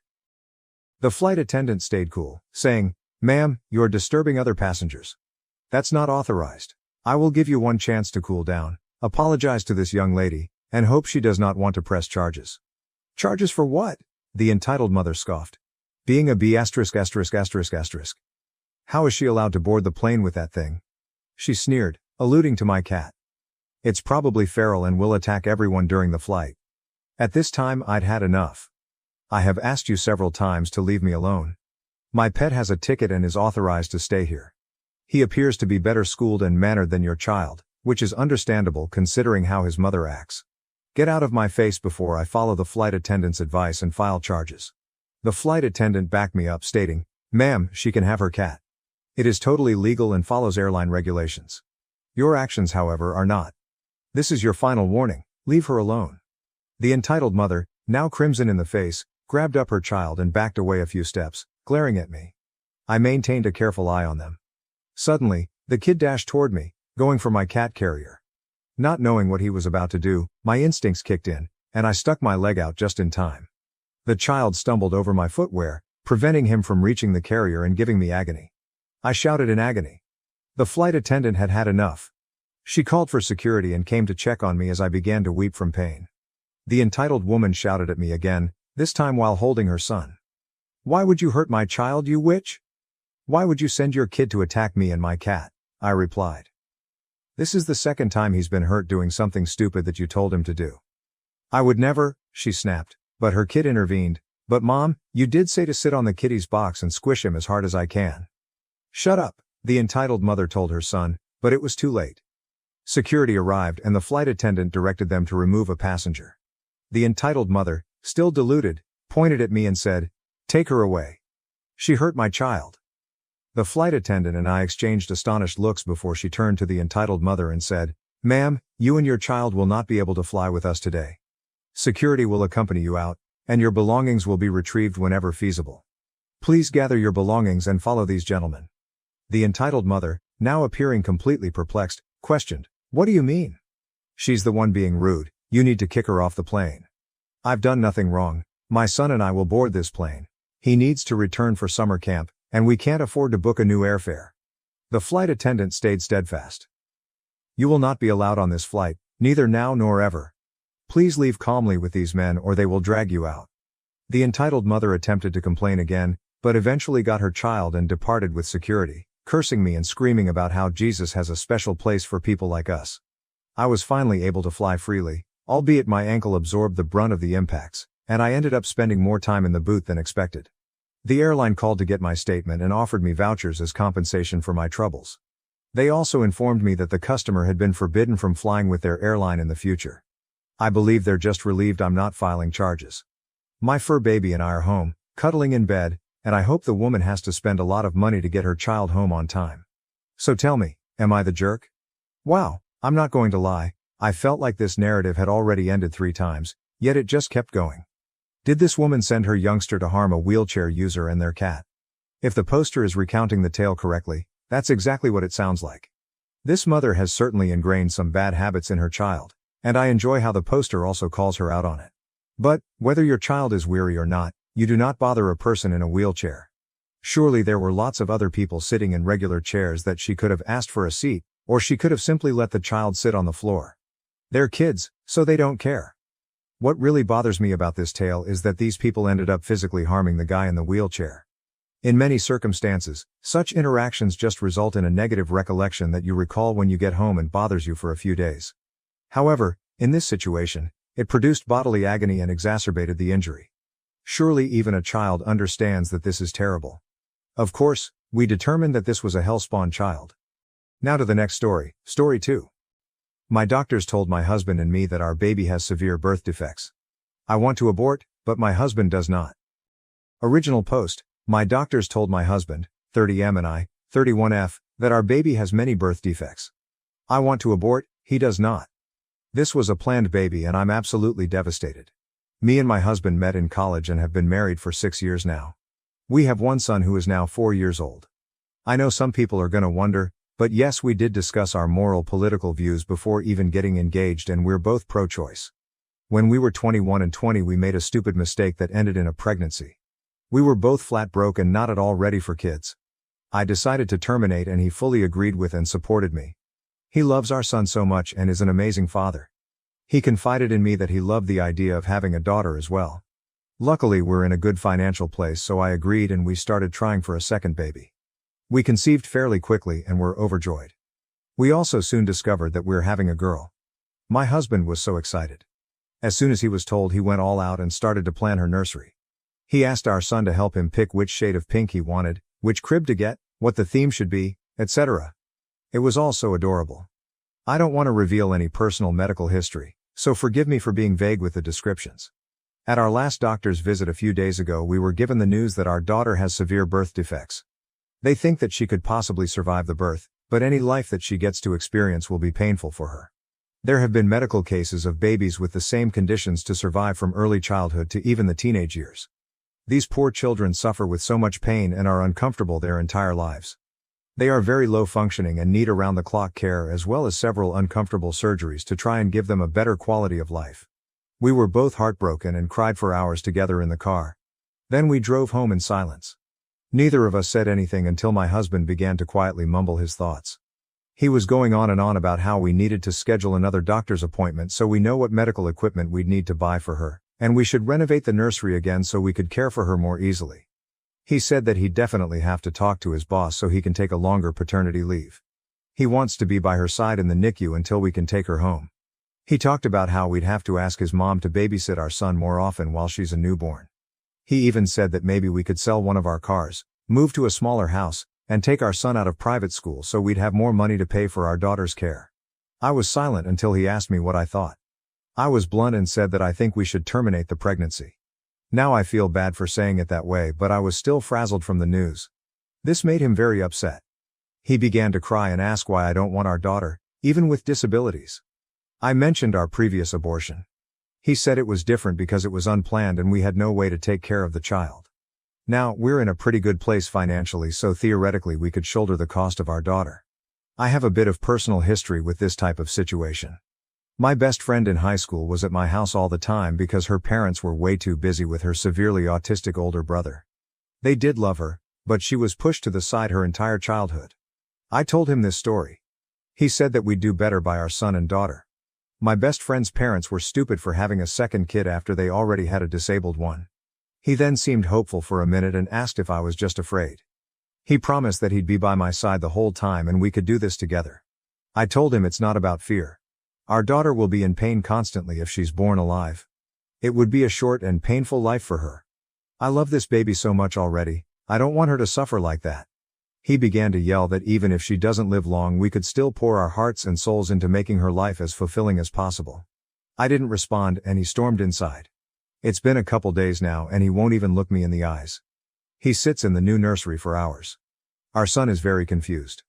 I know he's grieving, but I really don't want to go further with this pregnancy. I love him so much, I have no idea what to do now. TLDR, husband and I learned that our planned daughter has many birth defects that would devastate her quality of life. I want to abort in order to save her from an existence full of pain. My husband wants to keep her so we can love her for however long she lives. Update 1. My doctors told my husband, 30M, and I, 31F, that our baby has many birth defects. I want to abort, he does not. This was a planned baby and I'm absolutely devastated.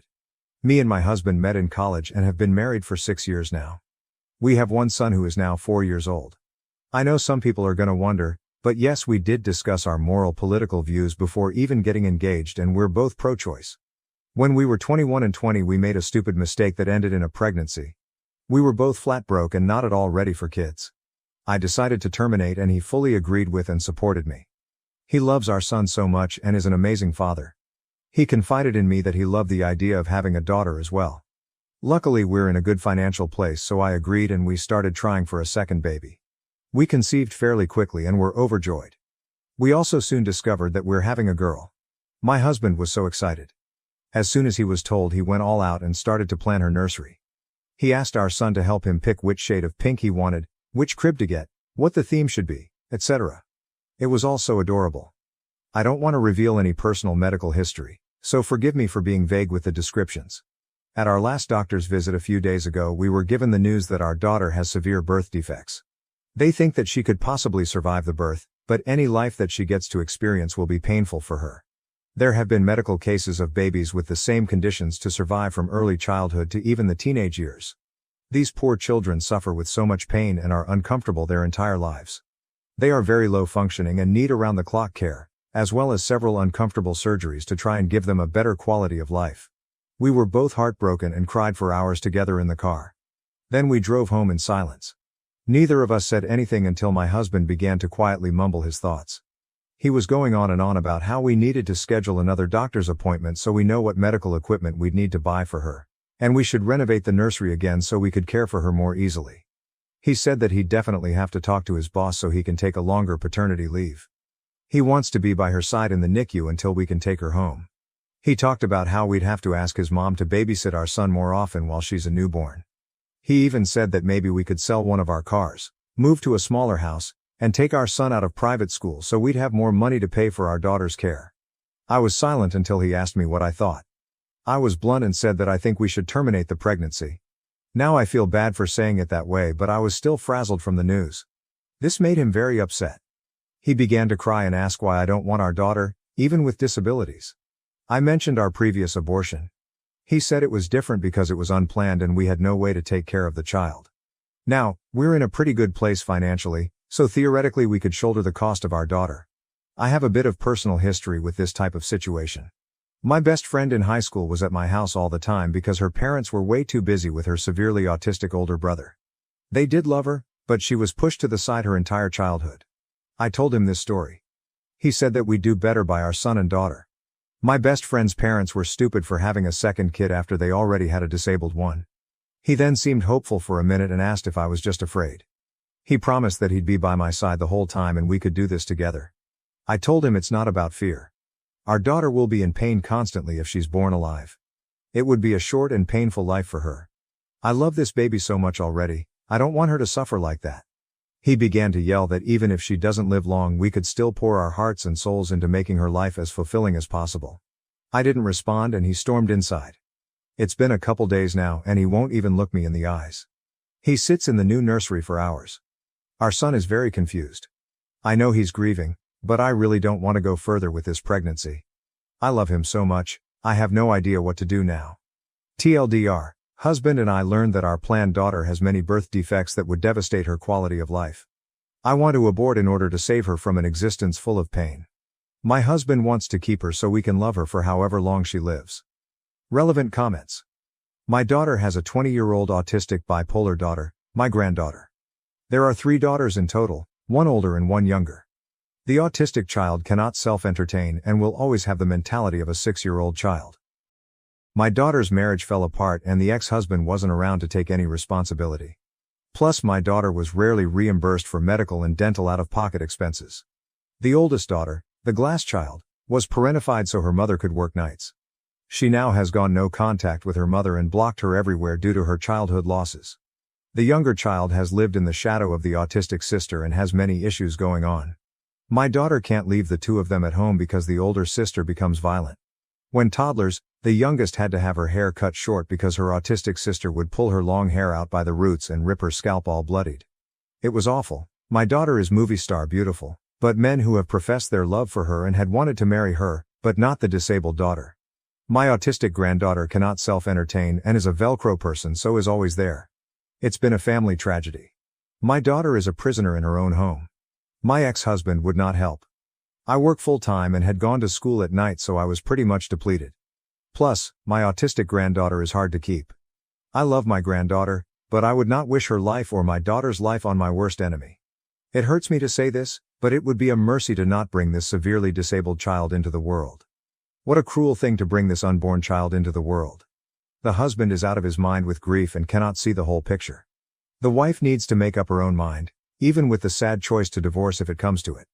To the haters out there, unless you have walked in another person's shoes, you cannot understand this catastrophic situation. I would also want to terminate. Can you guys talk to a therapist? Do you have time? OOP's reply. We have a bit of time, but if we don't resolve this soon termination will be impossible. Update 2. Thank you all so much for the advice and kind words. I'm sorry I haven't responded to many chats and comments. I've read through them all.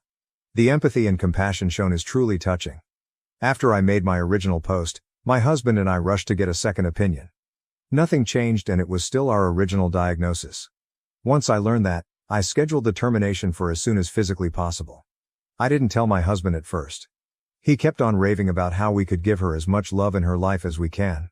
I feel bad for this now, but I snapped and angrily told him I was terminating the pregnancy. That I know how he feels, but I will not allow my daughter to suffer just because he wants to love her. He was very angry with me after I put my foot down. After he realized his pleading wouldn't change my mind, he didn't speak a word to me.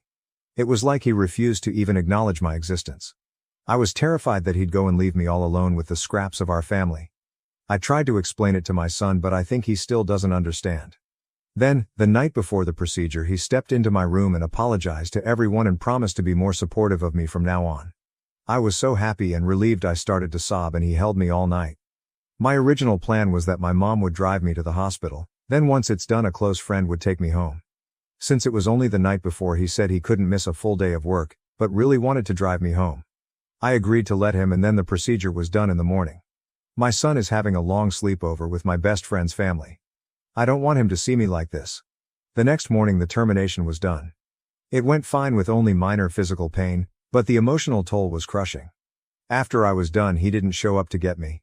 I waited for hours and he wouldn't answer any of my calls. I ended up having to call a friend out from work to take me home. When we got there, I saw just one note on the counter saying he can't do this. A few of our daughter's special toys were removed from her nursery. My entire life has fallen apart in a matter of days. I asked my mom to watch my son for a little while. I still can't contact my husband. Everything feels so pointless. Relevant comments. I'm a doctor and I work in an ICU seeing children exactly like the one you may have had. If I were in your position, I would have done the same thing. Let me be clear and say that nobody in your partner's position has a clue of the emotional toll that parents of severely disabled children go through. Everyone thinks they know what it would be like, but they're often wrong, and more often the parents of the child are struggling a lot. Whatever happens, I think you made the harder, but smarter decision. Who's to say your husband wouldn't leave the exact same way after seeing your daughter suffer alive in actual pain?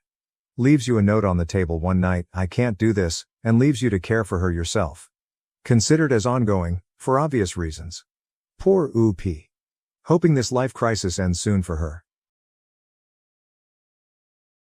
Forgotten and excluded from my parents' wedding.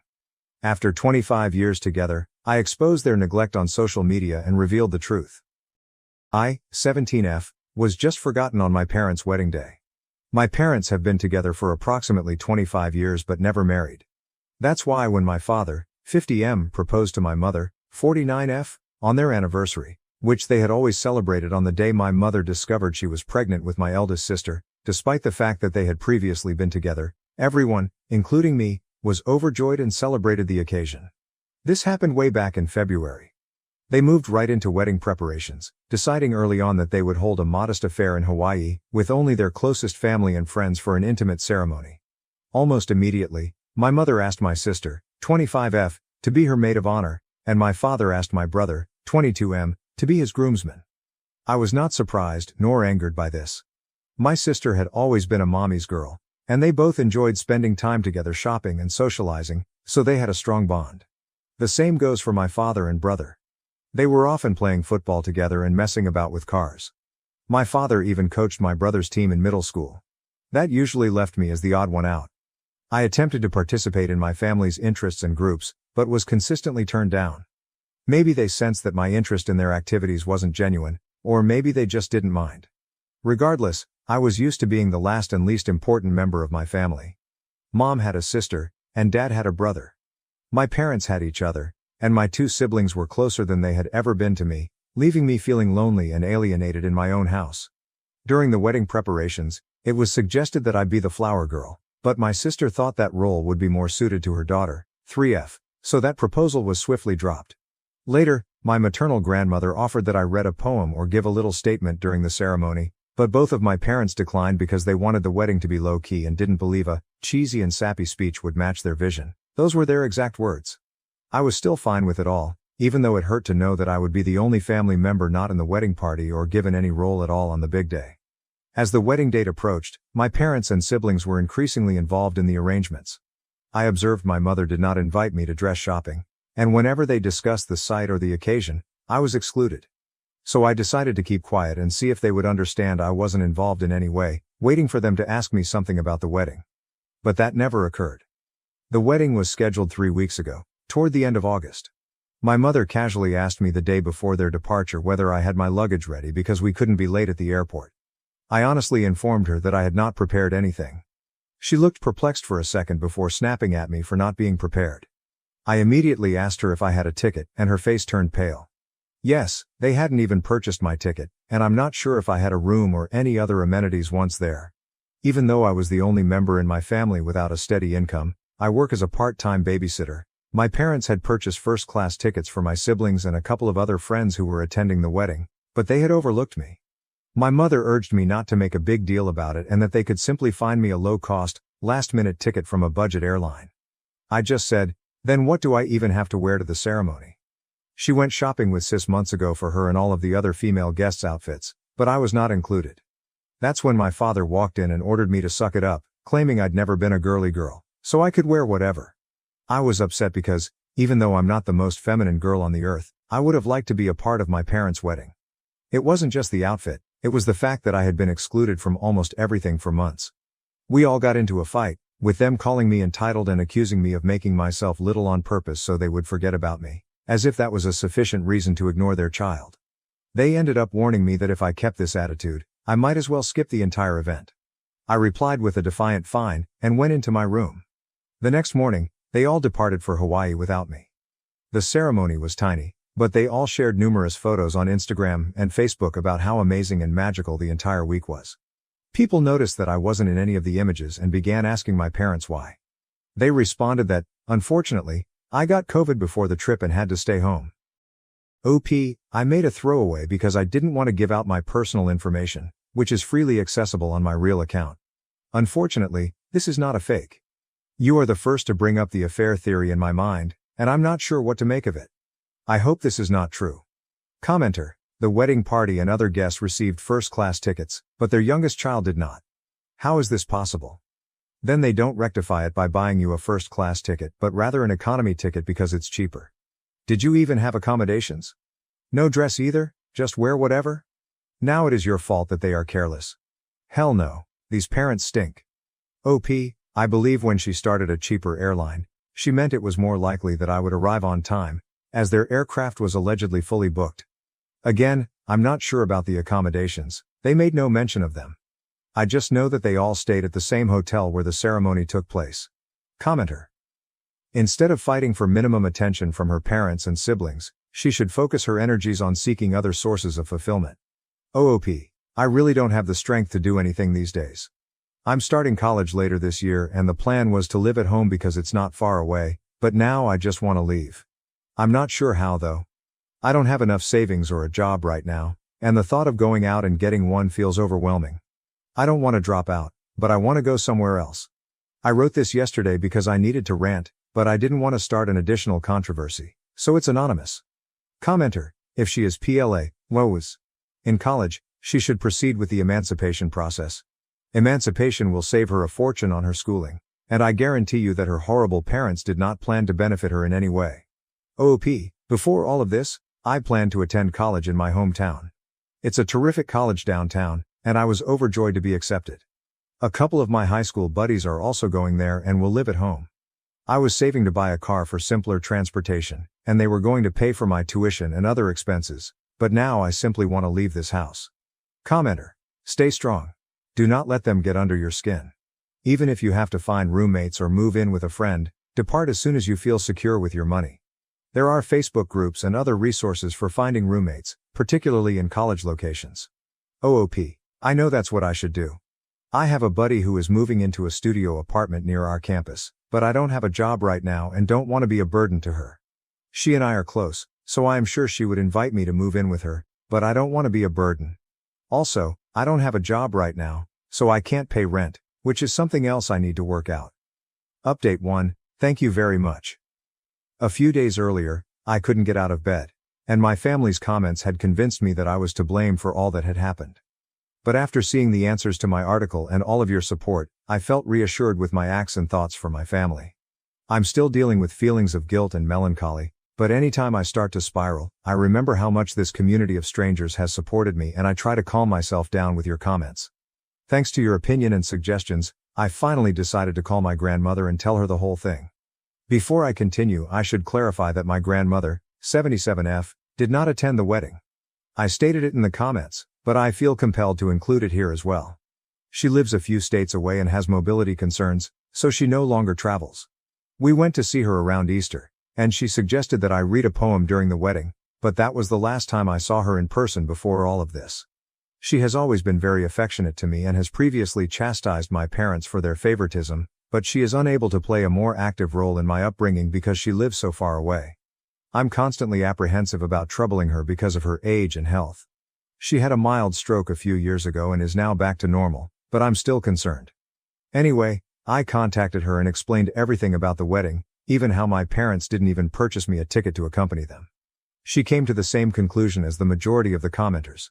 It was simply unthinkable that they had forgotten and done it on purpose. I cried on the phone with her, explaining how I was feeling, how this had been going on forever, how I felt in the aftermath, and most importantly, my need to go. She was really lovely and soothing to me, telling me that I didn't have anything else to worry about because she had my back completely.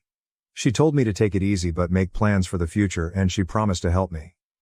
After that chat, which lasted around 2 hours, I felt better and decided to take her advice. I began working on a plan for the upcoming academic year. I have a friend who is going to rent a studio near our future campus. She has a wonderful relationship with her parents, but she has 5 younger siblings and wants to be more independent, so she opted to move out. I asked if I might live with her temporarily and pay rent as soon as I acquired a job. She immediately agreed and advised me not to worry about rent or anything else until I was in a better situation. We had a good cry together when I told her about my parents' wedding incident. This happened a few days ago and I had planned to post an update at the time. However, my grandmother called my dad and siblings to chastise them on how they were treating me. My brother texted me later with a half-hearted apology, stating he didn't realize I wasn't included and simply assumed I wouldn't enjoy the vacation. He also accused me of uploading the photo solely to cause trouble. My sister, on the other hand, berated me, telling me that I kept making my problems public and blaming them on the family although they were all innocent. My folks have been acting strangely since returning from their trip. They berated me and were outraged at first, but since then, we've just ignored each other. After my grandmother called them, they came into my room and told me that if I wanted to put this whole thing to rest, I needed to stop talking about it.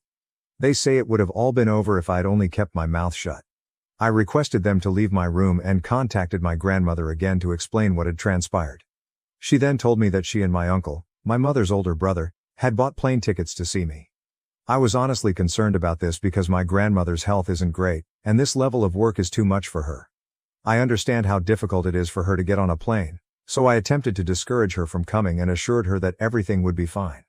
But she refused to listen, telling me that she was overdue for a chat with my parents and wanted to see me. I'm worried about her and feel like I pushed her to take this lengthy, difficult trip because of me.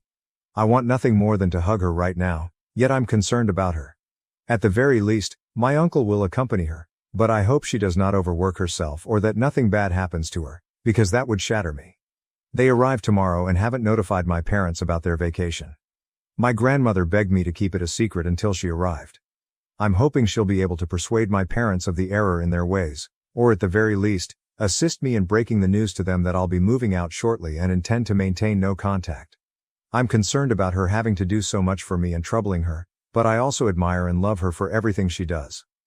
Update 2. Many people have messaged me and commented on the post, and I haven't had time to answer to anyone until today, so I apologize. You've all been so kind and caring, and it's been genuinely eye-opening and horrifying to realize how many people have experienced similar stories of neglect and abuse. I just wanted to thank everyone for taking the time out of their day to send some kind thoughts to this online stranger. This update will be lengthy, so I apologize in advance. I'll just resume where I left off. My grandmother called to say she was coming here to see me and help me out. I was quite concerned since my grandmother has a difficult time traveling, so taking this trip would put her under a lot of stress, and I felt responsible for her because I was the one who contacted her. She came early Monday morning with my uncle and I went to pick her up at the airport. Not going to lie, it was an extremely powerful and emotional experience. As soon as I saw her, I went to her arms and burst into tears. I'm not sure if I could tell her anything because I was crying so hard. I had so many things to say. Thank you for coming. For being so kind to me, and for having my back. I regret forcing you to take this vacation. I feel terrible at home. I'm not sure if my parents love me, but I know you do. Am I an affair child? When I saw her, I was struck by all of this, as well as remorse and fear. But she hugged me tightly in her arms and assured me that everything would be fine. My uncle hugged us as well. I'm not sure how long we stayed like this, but it must have been a while before my uncle urged us to get going. We got a taxi and proceeded to their hotel. My grandmother had watery eyes, and I could feel her heavy breathing, which terrified me, yet she hugged me and smiled the entire time. She had rented a double room for me to stay with her for those days, and once they were settled in and I was calmer, we sat down, and I poured my heart out to them. Years of neglect, emotional abuse, how horrible I felt after the wedding, but also how I had felt for years.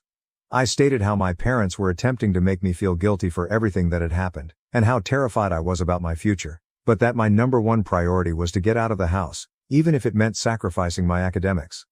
I informed them that I had made plans to move in with a buddy and was seeking work. I also told them about this post and how several people assumed I was an affair child, and I admitted that I was starting to doubt that myself.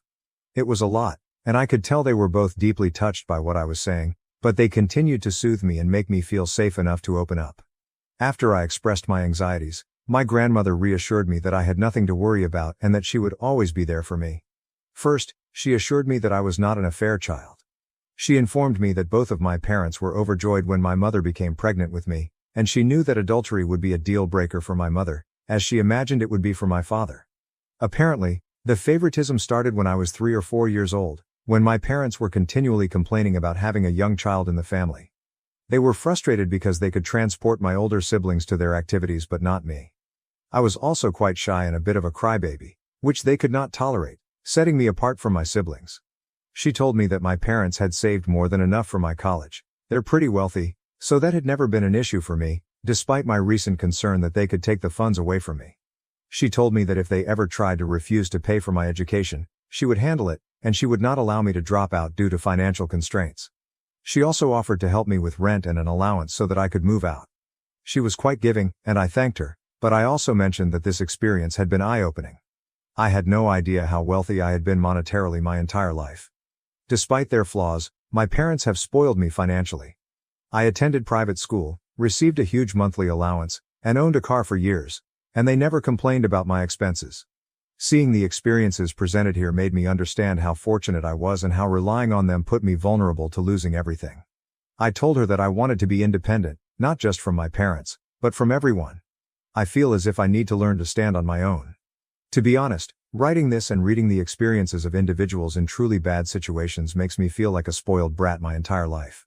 My grandmother demanded I take her assistance until I no longer needed it, and I accepted, but I still want to look for work and try to make it on my own. We relaxed at the hotel for a bit because we were all tired from the morning, but in the afternoon, we took a cab to my place.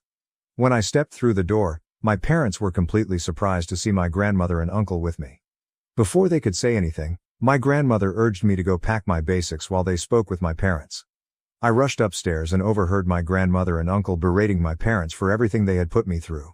At first I could hear my parents defending themselves, but they finally quieted down.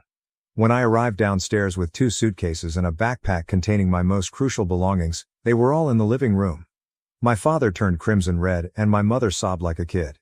When she spotted me, she stretched her arms toward me, apologizing, but I simply responded, "Save it," in the coldest tone I could conjure.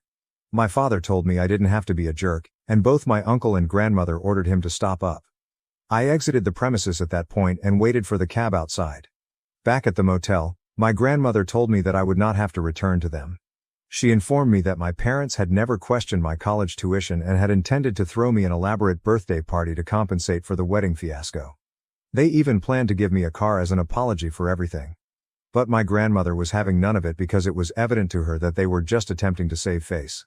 She believed they were making these decisions on the fly, and that a party and a car wouldn't compensate for everything they had put me through. My mother's heart apparently broke when my grandmother informed her that I had even questioned my paternity. My mother burst into tears, but my grandmother informed her that given their actions, what more could they expect after constantly excluding me from family functions since I was a child? My grandmother said she would make sure they made the payments for my school unless I decided to cut relations with them and have her pay till I could pay for myself. I asked her to do that. I felt horrible since I didn't believe it was her obligation, but I really don't want anything else from my parents anymore. Although my grandmother is very well off, she is not as affluent as my parents, but she informed me that everything was okay and that whatever went to me would be deducted from my mother's inheritance. The next day, I went with my buddy, her parents, and my grandmother to inspect the studio where we planned to relocate. When my grandmother arrived, she said, "Absolutely not." I knew from the photographs that the studio was small and dusty, but when we discovered water damage and mildew in the bathroom and kitchen, as well as rust on the old equipment, it was evident that it wasn't livable. I was aware of all of this previously and thought I could deal with it for a time, but what really changed our minds was when the grown-ups pointed out that the studio was street level in a terrible neighborhood, in a building that didn't appear particularly safe. There were bullet holes on the walls, which I had not noticed until my friend's father pointed them out. Grandma and my friend's parents offered to help us find an apartment in a better area and cover the fees. Both my friend and I want to be self-sufficient, but we realize that with potential minimum wage employment in such a high-demand region, we would be unable to get anything better on our own. So the plan is to hunt for a 2-bedroom apartment, and my buddy and I will pay what we intended for the studio, with her parents and my grandmother covering the rest. I know I'm still spoiled to anticipate aid from my grandmother, but after seeing the studio in person, I honestly wouldn't have felt secure there. My friend's parents, who were aware of what I was going through, invited me to live with them until we found a suitable apartment, for which I'm really thankful. I've been staying in the motel with Granny since she leaves in a few days. Apparently, my friend, her parents, and my grandmother discussed this before coming to me to ensure I had a safe place to stay until we moved into the apartment, which has yet to be discovered. I teared up as I thanked them, seeing how many people had rallied around me to give assistance. Since then, I've started moving some of my belongings from my parents' house and setting up my space at a friend's. Every time I return, my mother cries and apologizes, and my father has also apologized, but I stay distant and cold toward them. My sister called to say her mother was a wreck and that I was a D-bag for what I had done. Before she could say anything else, I hung up and blocked her. I was about to block my brother as well, but I noticed he had sent me a very long message in which he apologized repeatedly for all he had done and for not comprehending how horribly our parents treated me. He stated he had been doing a lot of self-reflection since Grandma called and realized he was mistaken in presuming I wasn't on the trip because I didn't want to go. He also regretted allowing our parents to exclude me for so many years. I replied briefly, thanking him for his thoughts but stating that I need space and am not ready to accept his apology just yet. I believe he is sincere because he has never been mean to me in the same manner that my sister has, only distant. However, I feel compelled to keep him at a distance for the time being. Keeping in touch with my family feels like the correct thing to do while everything is still so new. Maybe in the future he will show me that he is just as vicious as everyone else, and I will block him. However, as long as he respects my boundaries, I feel better not cutting him off totally. I've also scheduled an appointment with a therapist who specializes in neglected teenagers, and my first preliminary consultation is next week, which will be sponsored by my grandmother. This makes me even more eager to get a job to relieve her of the load, despite the fact that she has repeatedly stated that she is willing to do everything for me. That's where things are right now. I'm not sure if I'll blog again. Maybe after I start classes or move into my apartment, but for now, I'm just trying to spend time with my grandmother and uncle. I'm working on learning to grow and overcoming the feelings of guilt and depression that have haunted me for so long. I'd like to thank this community again for being so nice and helpful to me. To everyone who has messaged me with their own personal stories of being kicked out or having to make it on your own at such a young age, you've made me feel a lot less alone. You've also shown me that things can improve if I work hard for them. I feel lucky because I have such an incredible support system in my grandmother, uncle and buddy, but you're right, reaching out has been the finest move I could have made.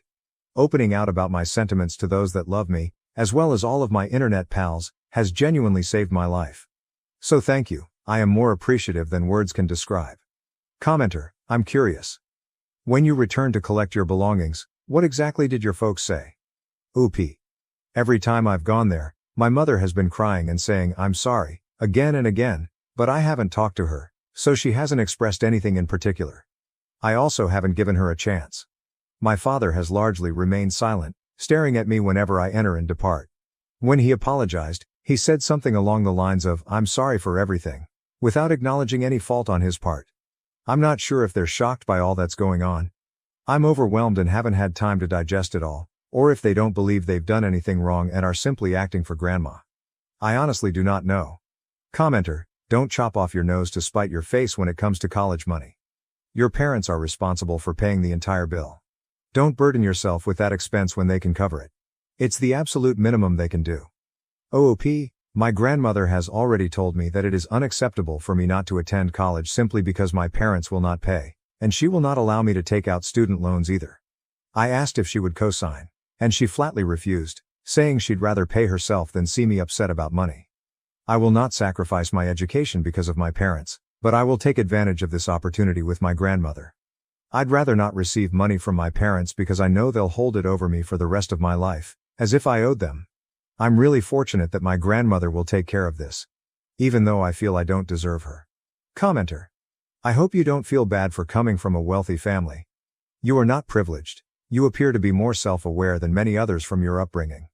Working and living separately from your family will allow you to explore the world. I honestly don't believe you're a pampered, affluent child. Working for what we need develops character and teaches us a variety of skills, including how to deal with tough people, the value of each hour and dollar earned, collaboration, societal institutions, and more. I'm pleased you have a safety net with your grandmother, and don't listen to anyone who would judge you for it. Many of us live paycheck to paycheck, and I would not want that on anyone just starting out in life. If you ever want to give us an update on how things are doing, I will absolutely read it. Thank you for sharing this terrible period in your life. OOP, I feel more than guilty, angry at my heritage and how ignorant I've been my entire life about my privileges. This self-awareness you stated has only recently come to light for me. When I initially clashed with my parents, I didn't think about money or how I'd support myself. That's always been a given for me. Which is wonderful considering I'm still under 18. But after posting here and reading posts from others who have had to deal with the financial ramifications of being neglected, cutting off their family, or leaving home at an early age, I realized how out of touch I had been. Years after my brother evicted me for his growing family, he now wants to move into my home. Am I the asshole for refusing to help? Alright, this is a long one, and I honestly need an outside perspective. Several years ago, I, 28F, was living with my older brother Tom, 37M, and his wife Karen, 34F. I had just graduated from college, had a pretty bad job at the time, and was struggling to make ends meet. Tom had a house with a guest room, and he told me I could stay with them for a while until I got back on my feet. I was beyond grateful, and I made sure to help out however I could, cooking, cleaning, buying groceries when I could afford it. Fast forward about 6 months. I finally landed a decent job and was able to contribute more financially. I was on my way to becoming independent. Around this time, Karen got pregnant. At first, everything seemed fine, but then Karen started dropping subtle hints that they needed more space for the baby.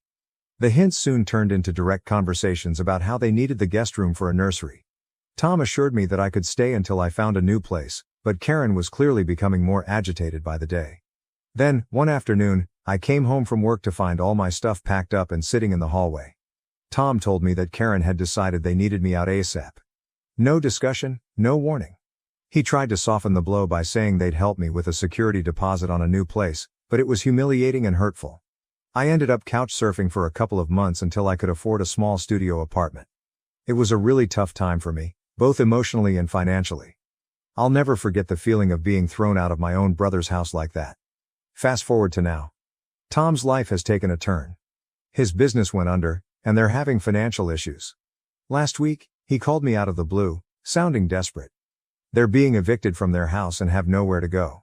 He asked if he, Karen, and their 2 kids could stay with me for a few months, while they get back on their feet. Here's the thing. I'm doing much better now. I have a good job, a nice apartment, and I've been saving for a house. I can technically accommodate them, but the thought of letting them move in after what they did to me years ago just doesn't sit right.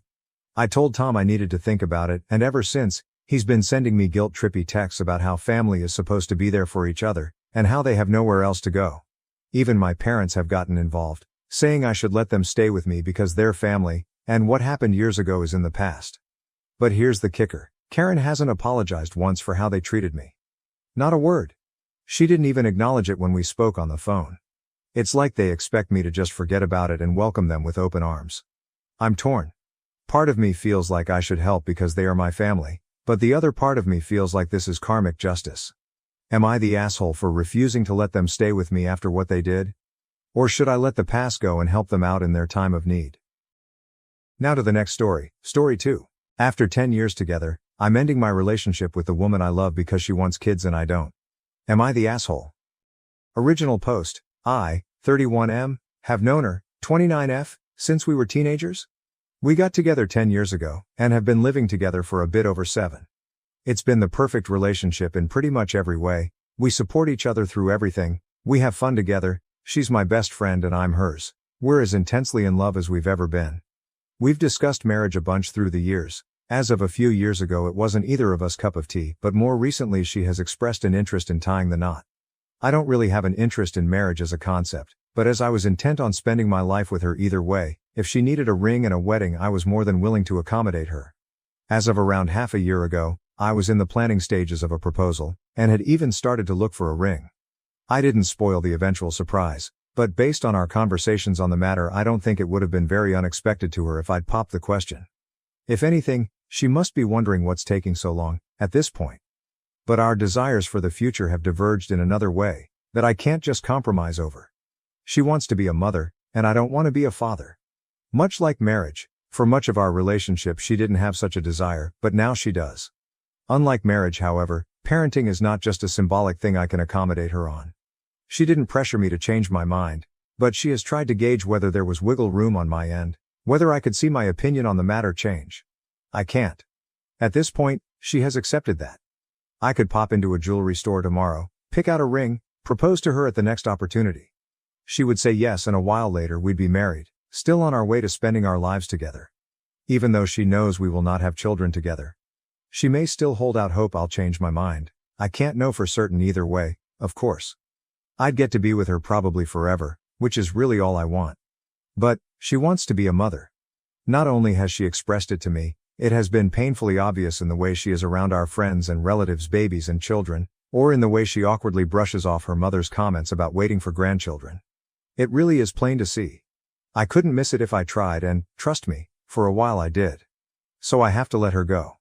Or, since she has not exactly been trying to leave me, I guess a more accurate way to phrase it is that I have to push her away. I have considered the other options. There's the selfish option, which really just involves staying with her, never giving her a child. I wouldn't even have to coerce her into this or lie about my stance on the subject, but every parent I've asked has gushed about parenting being the most fulfilling experience they've gone through. And for some of them I saw firsthand the exact same tells that they wanted to start a family that I now see with my girlfriend. I can't be the person taking that away from her. There's also a part of me that just fears she'd resent and leave me later on. Then there's the option of committing to eventually become a father, for her. Maybe someday I'd even be thankful I did it. For me, after all, some of the parents I've polled also said they weren't always keen to have children. Some still had doubts even while expecting, and yet it still ended up being that wonderful, fulfilling experience they all described. But even as I type this, even as I try to convince myself I actually believe this, I just don't. And while I've asked for happy parents and healthy family units, there are also plenty of unhappy ones, or just shit ones, in this world. I think the least that every child deserves is to be wanted by both of their parents, and I can't see myself go through with this if there's even a chance that I won't meet even that very low bar. Even less so since I believe that chance to be quite high. I've pondered variations of those two main ones too. Waiting it out and hoping she changes her mind.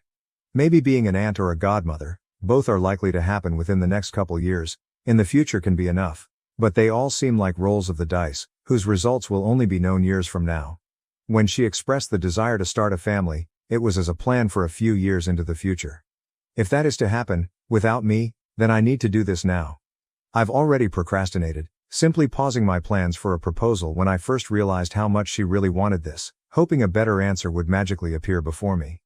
But I can't just kick this can down the road forever. I've set the date, which is tomorrow. I will tell her I want to separate.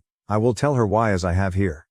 I have prepared myself in case she pushes back, tells me she doesn't want this, believes me to be lying about my reasons, pleads me to reconsider. I think my resolve is strong enough to hold no matter what she throws at me. I expect this to be a shock to her. As I said, she's likely to expect me to pop the question rather than to end things. I know I'm going to break her heart and I fucking hate myself for it. I'm also going to break mine, but I guess that's on me. I've already made plans for the aftermath. I know where I'll be staying for a short while after this, so I'll be out of her hair. I've laid out some options for longer-term living arrangements. I already know that everyone around us, my own family included, is gonna think I'm either an asshole or a complete moron. I doubt I'll get much in the way of empathy, but I also won't be looking for it. Can't plan for everything though. Figuring out how to live without her gonna be a bitch. Full transparency, I started writing this hoping I'd talk myself out of pulling that trigger. Hoping that typing it all out would reveal the magical answer I've been hoping for. But it hasn't. If anything, it has reinforced what I already knew. Edit. Some of you are pointing out that I'm taking a choice out of her hands when it should be her decision, or at least a joint one. I actually agree. But for months now I haven't been able to shake off the feeling that leaving that choice to her is in some ways cruel. Can you imagine leaving the one you love, shattering their heart? So you can then seek something they couldn't give you elsewhere. The only reason I can make that decision is because yes, I'll be hurting her, but in the hope that she gets something she wants, that I can't give her, out of it. If the roles were reversed I could never leave her for my own benefit. I know it's still unfair for me to just take away her agency in this. I feel shit about it. I feel shit about a ton of things right now. I'll feel even worse tomorrow. But I don't know what else I can do that doesn't force an impossible choice on her. Edit 2. So this got a wide range of responses. Some of you agree. Some of you think I should be more nuanced in my approach. Some are being really weird and trying to shove sexism into this, or making up fan fiction that twists this into me just looking for an excuse to break up with her. Some also are saying I should just force myself to have children, which I feel are the most bonkers takes. Lots of you are also saying I need a vasectomy. And yes, that is something I plan to do.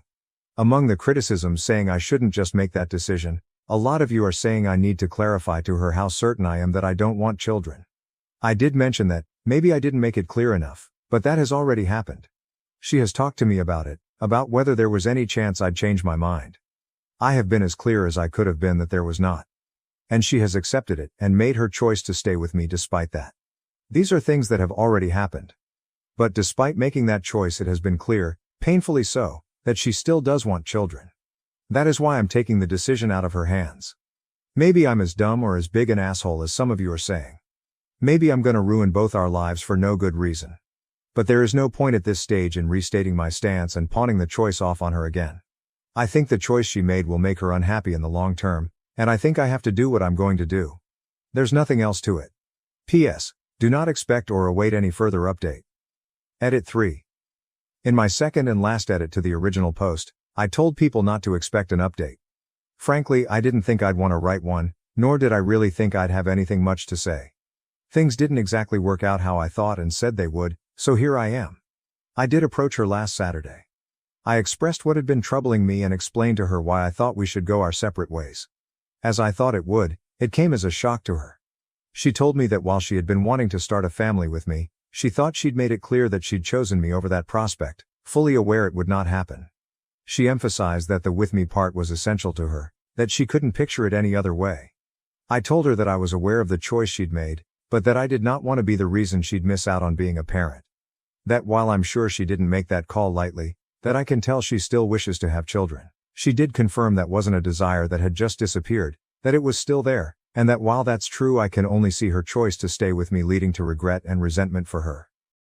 I'm not gonna retell the whole discussion, those are the very rough broad strokes of both of our core positions, but it lasted hours, went through a range of arguments and emotions, cries on both sides, anger and distrust that I was being honest about my reasons on hers.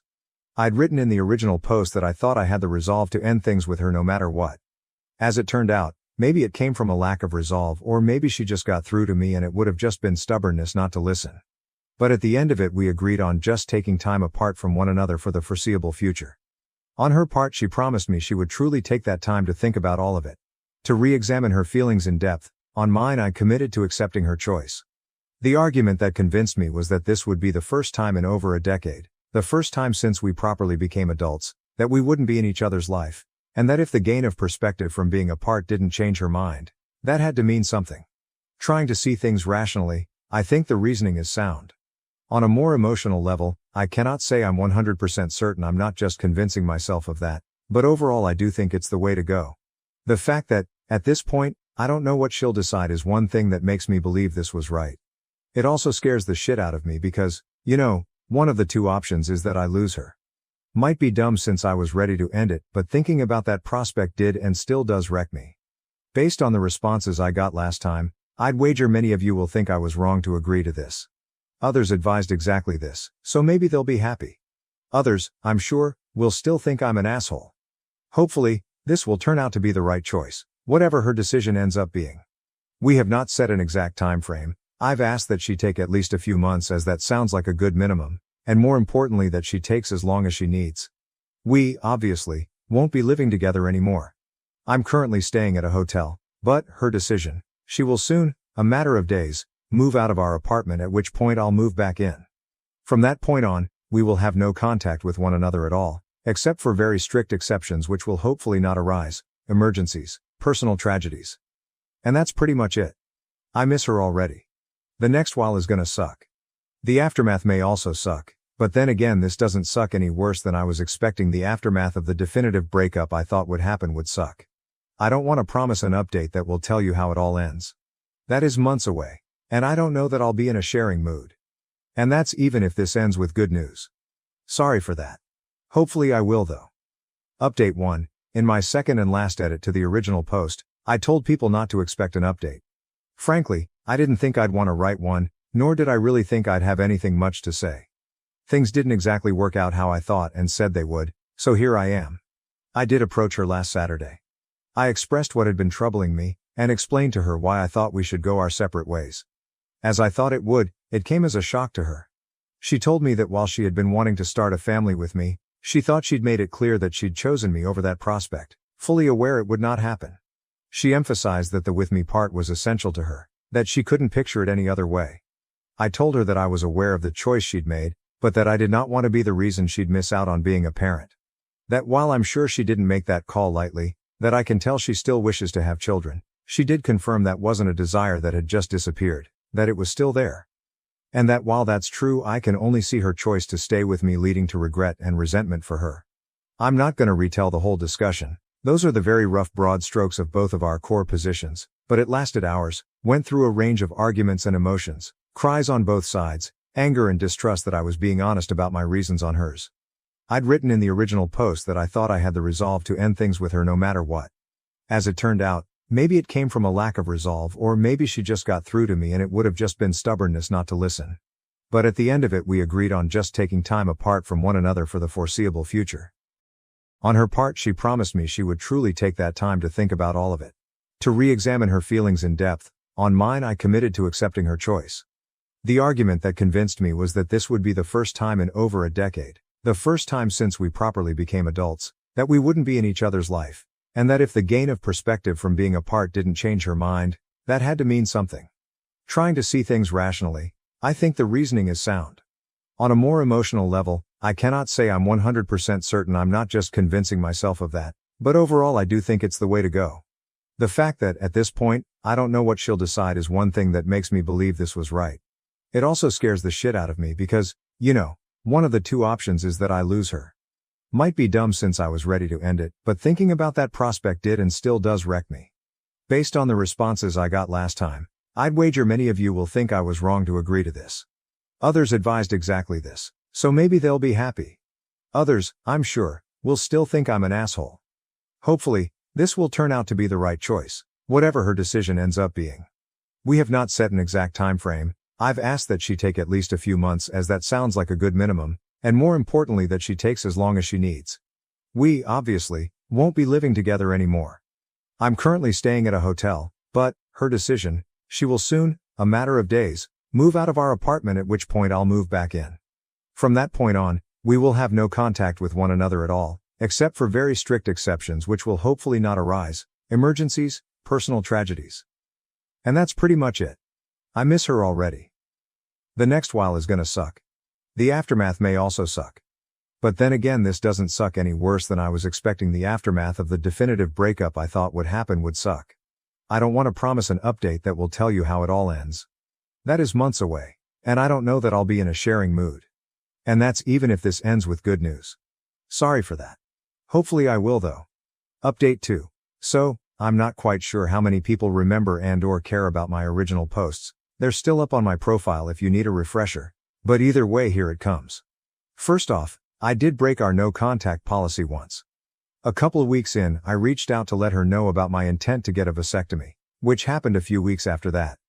It was a short conversation. She told me she did expect I might want to do that. We both confessed to missing the other, and that's pretty much it.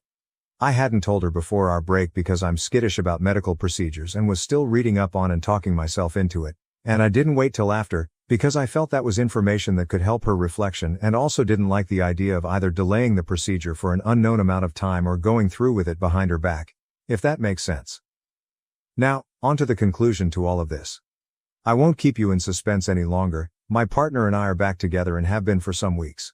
Aside from my transgression, we had no contact with one another for the duration of the outbreak, until she reached out to me saying she had made her decision and asking if we could meet later that day, at our place. Technically just mine at that point, but you get it.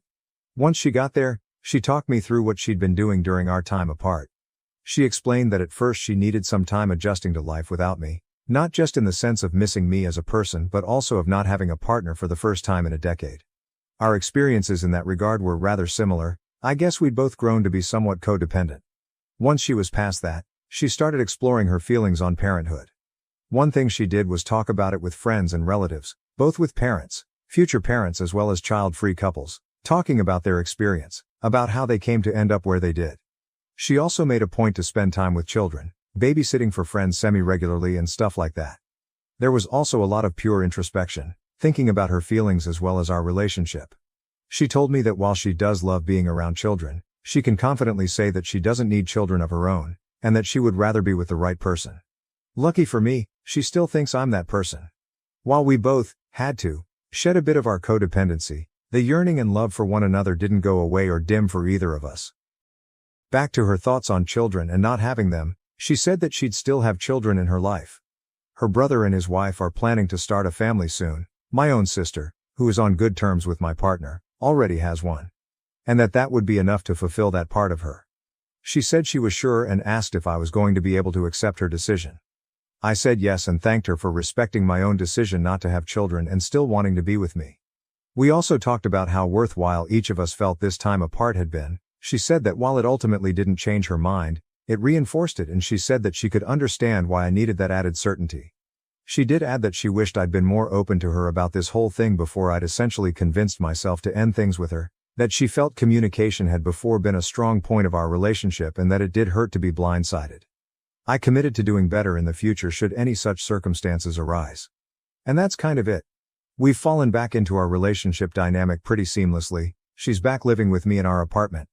We've been making up for lost time, catching up on what the other had been up to, and made a point to have what I'd call an above average amount of romantic evenings and such since we got back together. Really though, the romance is nice, just being with her again has been bliss. Her 30th birthday is coming up over the summer and we've made plans for a 2-week getaway somewhere sunny to celebrate, just the two of us. We will also have a thing with friends and family once we're back, but we'll be away for the day proper. Not our first time vacationing together of course, but kinda pulling out all the stops on this one. I'm also considering maybe popping the question then, but I first want to sound out that it is still what she wants. Hopefully I don't completely ruin the surprise trying to figure that out. I'd like to thank those who left comments or reached out in DMs, whether they were messages of support, advice or criticism. I was not in the ideal mindset to accept feedback after my initial submission, but I did find worth in a lot of what I dismissed at the time, rereading those threads, the ones I made but also on another sub they were reposted to, during the past months. This will hopefully be the last update, but I'll try to answer a few comments.